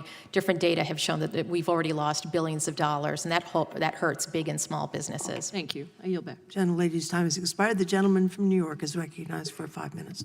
Thank you, Madam Chair, and thank you to all the witnesses for being here, especially being able to hear the stories of people who are impacted by today's hearing is always helpful for any hearing that we have here in Congress.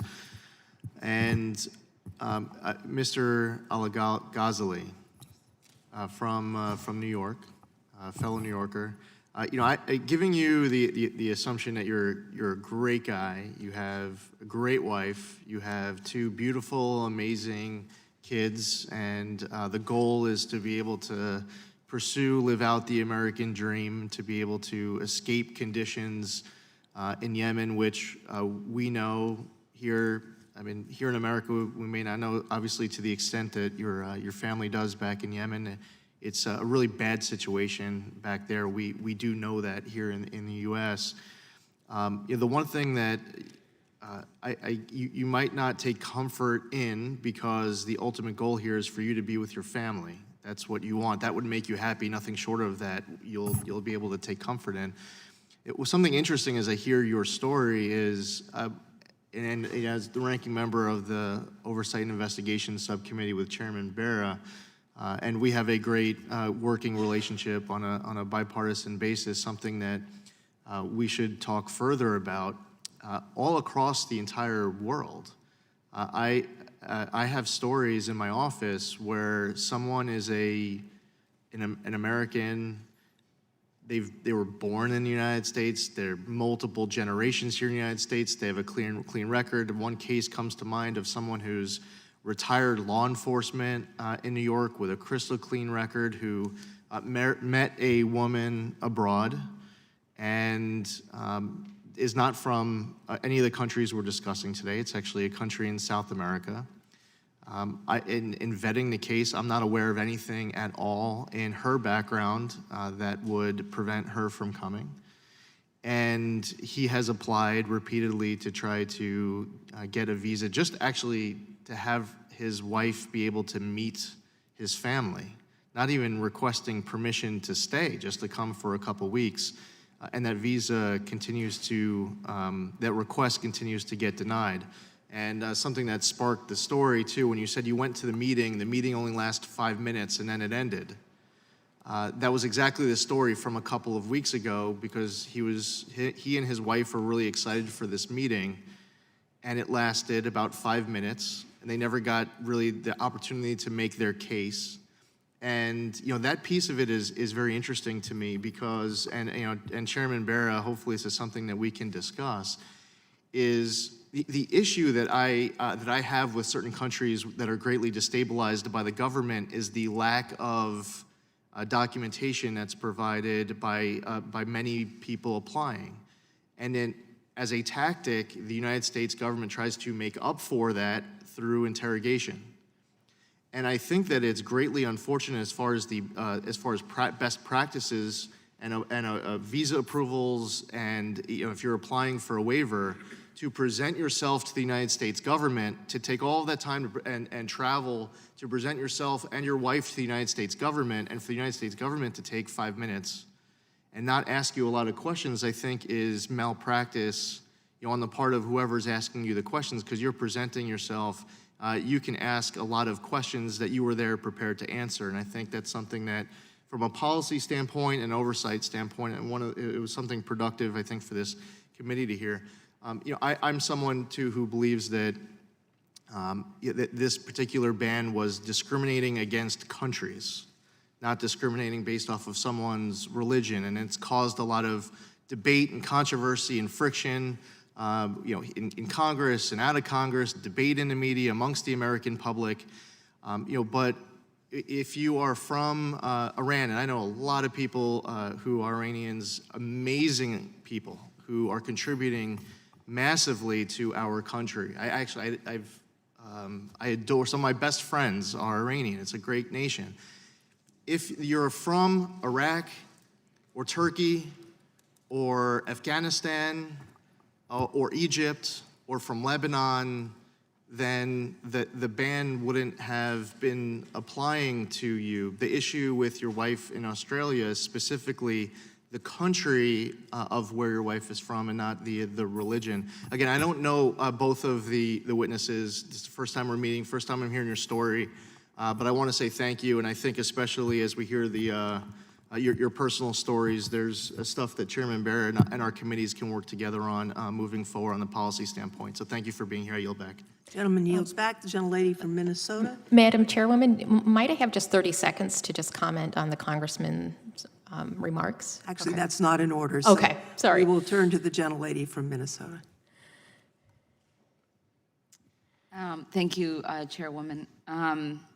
Judge Arthur, Stephen Miller has repeatedly cited the Center for Immigration Studies to defend his policies. Is it fair to say that you and your organization have influence over the administration's immigration policies? We are a think tank, so I like to think that we have influence over all policies, including policies of the United States government. Whether anything I write is anything that influences Stephen Miller, I can't tell you. Thank you. You've said that all 3 reiterations of the Muslim ban are legally justifiable. Various courts have disagreed, usually based on the White House intent. When Donald Trump was running for president, he called for a complete shutdown of Muslims entering the United States. Surely, we have to take the ban in that context. Surely adding North Korea and Venezuela was a cynical attempt to get around the plain truth that this was intended to be a Muslim ban. In my view, Trump's campaign promise to ban Muslims wasn't just empty words. There is a connection between that promise and the subsequent ban. Would you like to see a complete ban of Muslims entering this country? Absolutely not. Thank you. I concur with Thomas Jefferson when he said that. I appreciate that. Okay, no. I have comments. Stephen Miller is quoted as saying that he'd be happy if not one more refugee stepped foot on American soil. He's been the architect of the family separation, gutting the asylum laws, and the increased militarization of ICE and the Border Patrol. He's also attacked our system of highly skilled immigration. Donald Trump has called countries like the country I come from, Somalia, shithole countries, and has wondered out loud why we don't get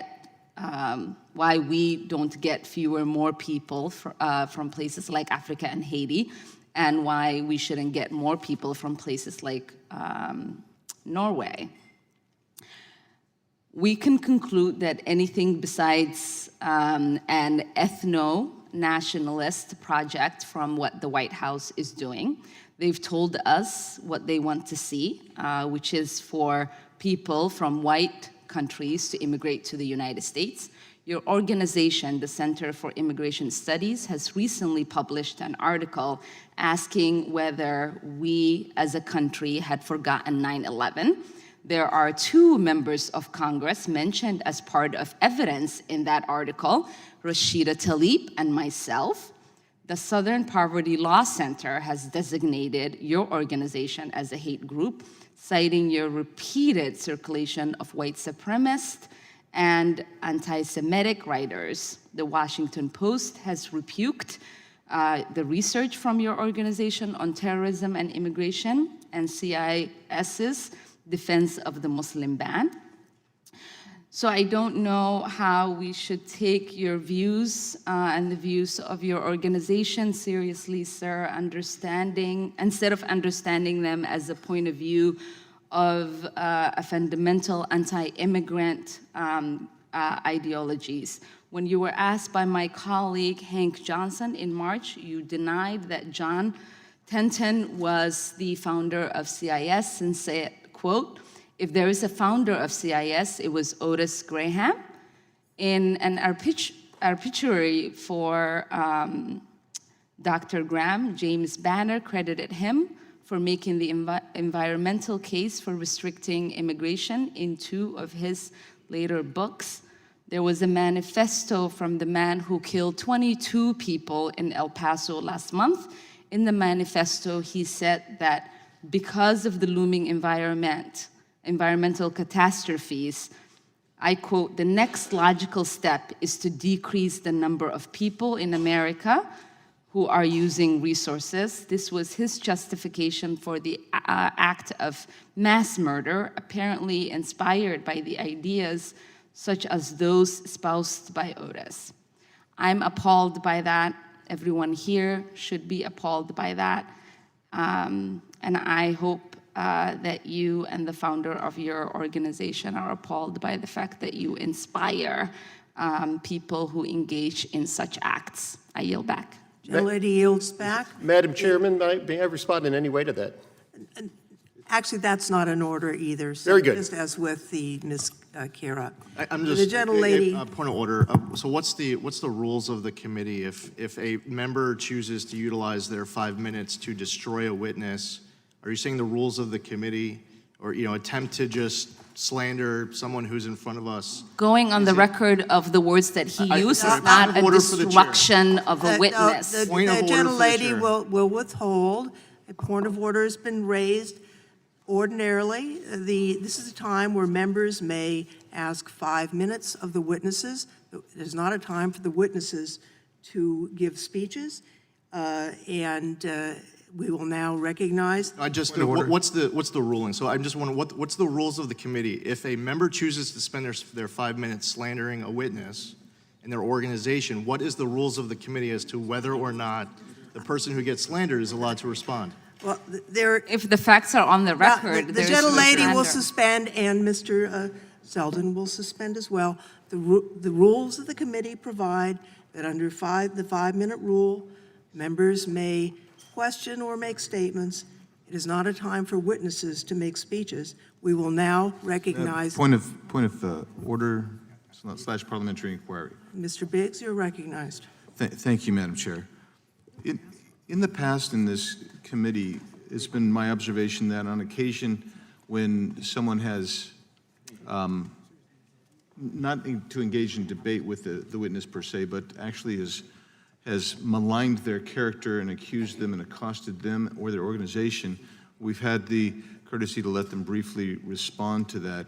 I know because I've seen it actually happen, and I'm wondering, I guess my parliamentary inquiry is, since that's been become, if you will, the established practice, if someone has been maligned or their organization, is it not the practice and precedent of this committee, which is consistent with the rules of the House, to allow the person to briefly respond? Well, actually not, but to avoid a prolonged discussion on this point, I will ask Mr. Arthur in under 30 seconds, if you may, to please make a concise statement, and we will then hear from the next member who wishes to speak. Thank you, Madam Chair. Thank you, Madam Chairman. I don't attach myself to any of those statements. I certainly don't. I decry any individual who is, misled, any misguided individual who takes action for any reason. I write about the rules that have been passed by the Congress of the United States and ask that those be enforced. And I always note the fact that Congress is free to change the laws of the United States, sworn to uphold those laws, and I will continue to do so. I'm a father, I'm a member of the community, and I appreciate the opportunity to respond to those statements. Gentleman's time has expired. We will now turn to the gentlelady from Texas, Ms. Garcia. Thank you, Madam Chair, and I too want to thank Dr. Dehzangi and Mr. Alghazali. See, I did that right. Sometimes I'm still called Garza instead of Garcia, so I know the feeling. I just want to say that, and I'm going to read straight out of the Ninth Circuit. I mean, they called this ban, and I'm going to call it a ban because I think we should call it what it is. It was ill-conceived, poorly implemented, and ill-explained. I don't think I've heard anything differently today that convinces me otherwise, and I want to thank you both for coming and having the courage to come share your stories, because I think your story is the same as many that we saw all over the country, all over the world during that time period. And while I do, Madam Chair, I have another question. I want to yield about a minute of my time to my colleague from Minnesota, Ms. Omar, for a brief response, and then she'll yield back. I object to any notion that my stating of facts is a malignment of the character of the witness. Thank you for distancing yourself from the actions of the person who committed that atrocity, which is what I also said. I want to make sure that people understand I did not make a single statement that was not factual in my remarks. Thank you. I yield back. Thank you. I wanted to ask both of our testimonial witnesses, what do you think an American looks like? If somebody just said, what does an American look like, what would you say? Doctor? Well, at this moment, I mean, prior to just like being subjected to the Muslim ban, my dream was always just like a place that you can explore your potential, be with your family, a country that appreciate any contribution to it. But after the Muslim ban and the condition for my wife, the situation became darker for me. At this stage, I'm not quite sure if I am welcome or I'm not welcome, if my skills are needed or not needed, if it is important that I would be with my wife or not, if I'm distressed or not, if my wife got the opportunity to explore her potential or not. Any of them are any important or not. At this stage, these are the things that actually distress me, make me sad. Okay. Mr. Alghazali? Yes, America is the country that gives human being rights. If it's taken away from you, it's the country that protects you. And if you have your vision, you dream, this way you could pursue your dreams. Your doors is open, chest is open, like a position where I mentioned about my wife. Of her dream, she can't do that in Yemen and anywhere else. This is country, and this is my country. I was, when I was with my wife, before the Supreme Court upholds the Trump administration, she used always to ask me, about this country. I told her I grew up in the United States. I know how America are. They won't throw us, you won't be separated. But when I went home that night, I won't forget it. And she was in front of TV listening to the news and saw that the Supreme Court upholds, and she just started crying, looking at me and saying, I thought you used to tell me that America is this and that, and I still believe the value of this country that's gonna give me justice and bring us together. Thank you.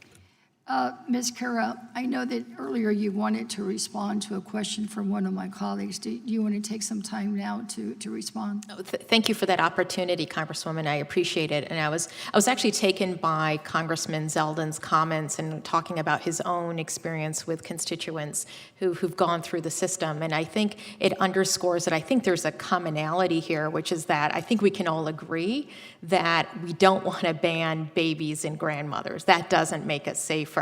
And we need a policy that is smarter and that actually is not doing harm to our own friends and neighbors. And fortunately, there's a solution for that. It's the No Ban Act. And so I encourage the congressman to work with Congresswoman Judy Chu, take a look at that bill. It basically ensures that amends Section 212F authority, the authority the president was invoking here, to more closely track the way that Republican and Democratic administrations have used this authority over the last 40 plus years, where there hasn't been a blanket ban. There's been very tailored, circumscribed bans that deal with a specific diplomatic dispute or dealing with human rights atrocities and trying to address that. And so I am hoping that there can be some commonality coming out of this hearing that underscores that. Gentlelady's time has expired, and we turn Thank you, now Madam to Chair.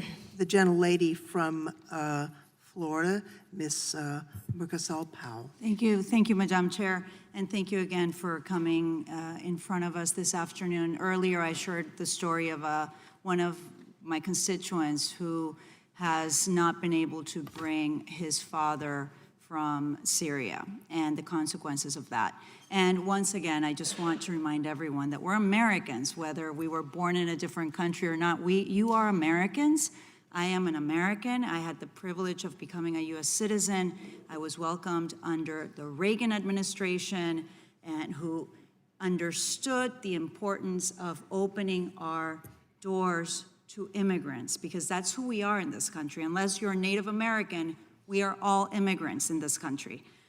So I wanted to just ask from the two of you to elaborate a little bit on what does it mean to each of you to be separated from your families, and what does your day-to-day look like?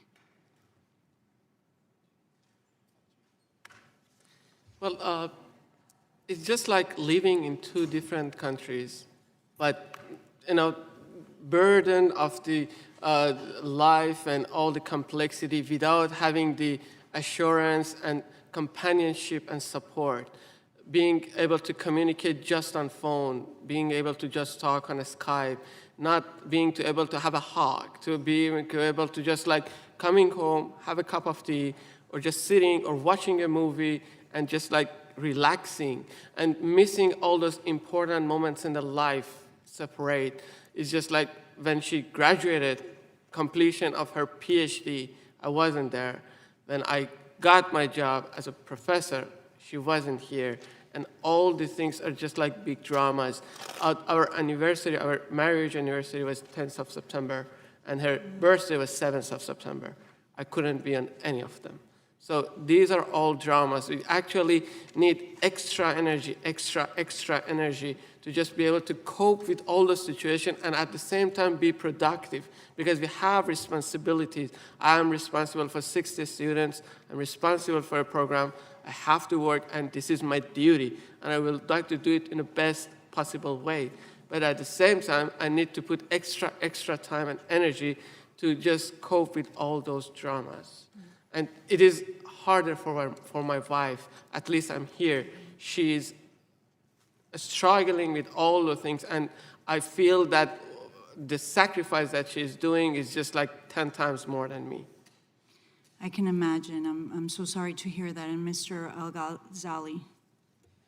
Yeah, the question to be without your family is, I don't know how to explain it, but I got a shortcut explain it. It's just like, I live in darkness, and they're the only light.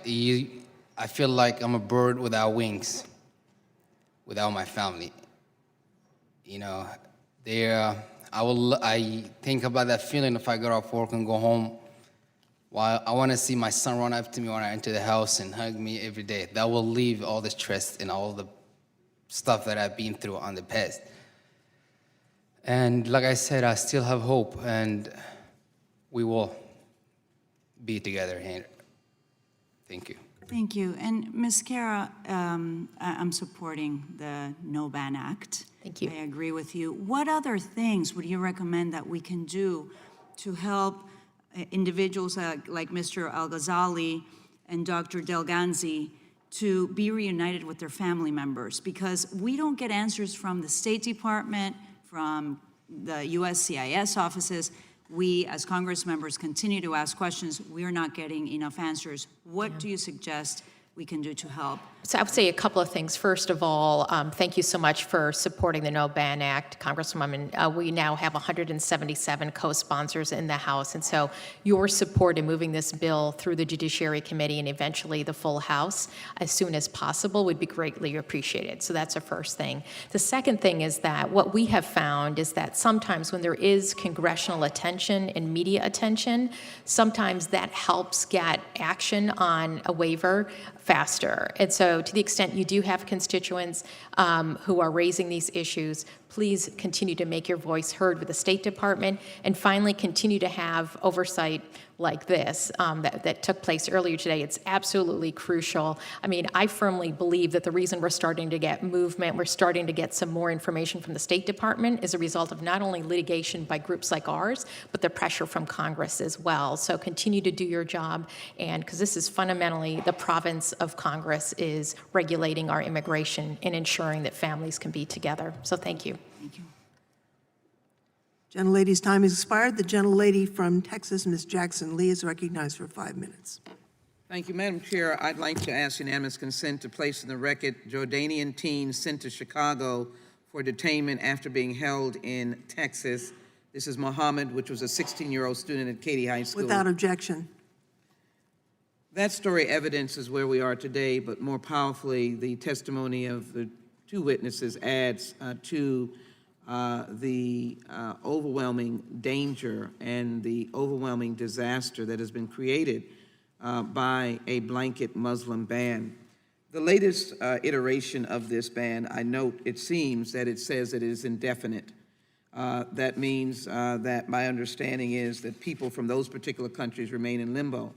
It seems, if I'm reading it correctly, that Yemen is off the list at this point, and that the and you can correct that if I'm looking at some document that says it is still on. It may be that they're building at each moment. So let me just pose my questions accordingly. Let me ask, in particular, Mr. Alghazali, or I'll just say Ismail. Is that correct, the first name, if you don't mind? And I have been to Yemen, and I know that there are wonderful people there, and I'm enormously saddened by the tragic war that is being fostered upon the Yemenis people in terms of their trials and tribulations. But let me ask how long you are working to get a visa for your wife. She was not pregnant at the time you started, or was she pregnant? No, she wasn't pregnant. So you tried to follow the rules. First time I started applying for her was in 2016. So you followed the rules to apply, and you were a U.S. citizen? Yes. And what was their initial denial, or did they give you any response at that time? A denied letter. They said her visa is being denied because under Section 212F, because of President Proclamation, and that's it. So you applied in 2016, but you got caught up in the Muslim ban. Yeah. How frightened were you? How frightened were you as you and your wife rushed to the hospital, knowing that she could have been in the United States to have your baby? I don't know, explain that time. It was, I will never forget that time until I die. That's honestly, Did you think your wife might die? The way I saw her and the way she was screaming in the back in the cab, and I'm just looking at where is the hospital going to be showing it, and looking at her, it was. Because you were not in Yemen, you were in Djibouti. We were in Djibouti. We were not in Yemen. We were in Djibouti, and. Did you think you might lose your baby? I was expecting that I was going to lose the baby. So the Muslim ban has separated families. Yes. And in potential put a young woman, married woman to a U.S. citizen, in the eye of potential death, and your young baby at that time in potential death. What kind of fear ran over you? I was just I feel like I was just thrown away, but I felt. No help. No help. Mr. Arthur, what is your response to a policy that has no mercy and is ineffective in its structure? Do you think that is the role of immigration laws to rule out the opportunity for innocent persons to create the potential of a baby dying, a mother dying, when the U.S. citizen appropriately applied for the visa in question? Is that what you're advocating here today? The purpose of the presidential proclamation, Ms. Jackson Lee, is to encourage information sharing by countries and encourage So if we were to get promote the foreign policy of the United States. I appreciate that, sir. That's a blanket response that you're giving. If we were to, in the next 10 days, indicate that we were getting the adequate information from countries, you then could see the wrongness of the Muslim ban. If we were to get the proper information sharing from those countries, if we could ensure that individuals who are applying to enter the United States now pose a danger to the national We don't security. have proof that we're not getting the right information, but do you see the wrongness or the deterrent effect, when I say deterrent effect, the destructive impact on human beings through this Muslim ban? All immigration laws of the United States, and I would note that Congress writes the immigration laws of the United States, so to the degree that they keep anybody out of the United States or anybody likes those ideas. Muslim ban. So let me move to the representative of Muslim advocates, in particular on the Hawaii versus Trump. Part of its decision rested on the assurance that the waiver process would function. In practice, does that waiver process fall short of the Supreme Court's expectations, and why? And also, do you see any merit in Mr. Arthur's point about getting information from other countries when we have the most powerful nation in the world and we can get information on an individual like a pregnant wife of Ismail? Yeah.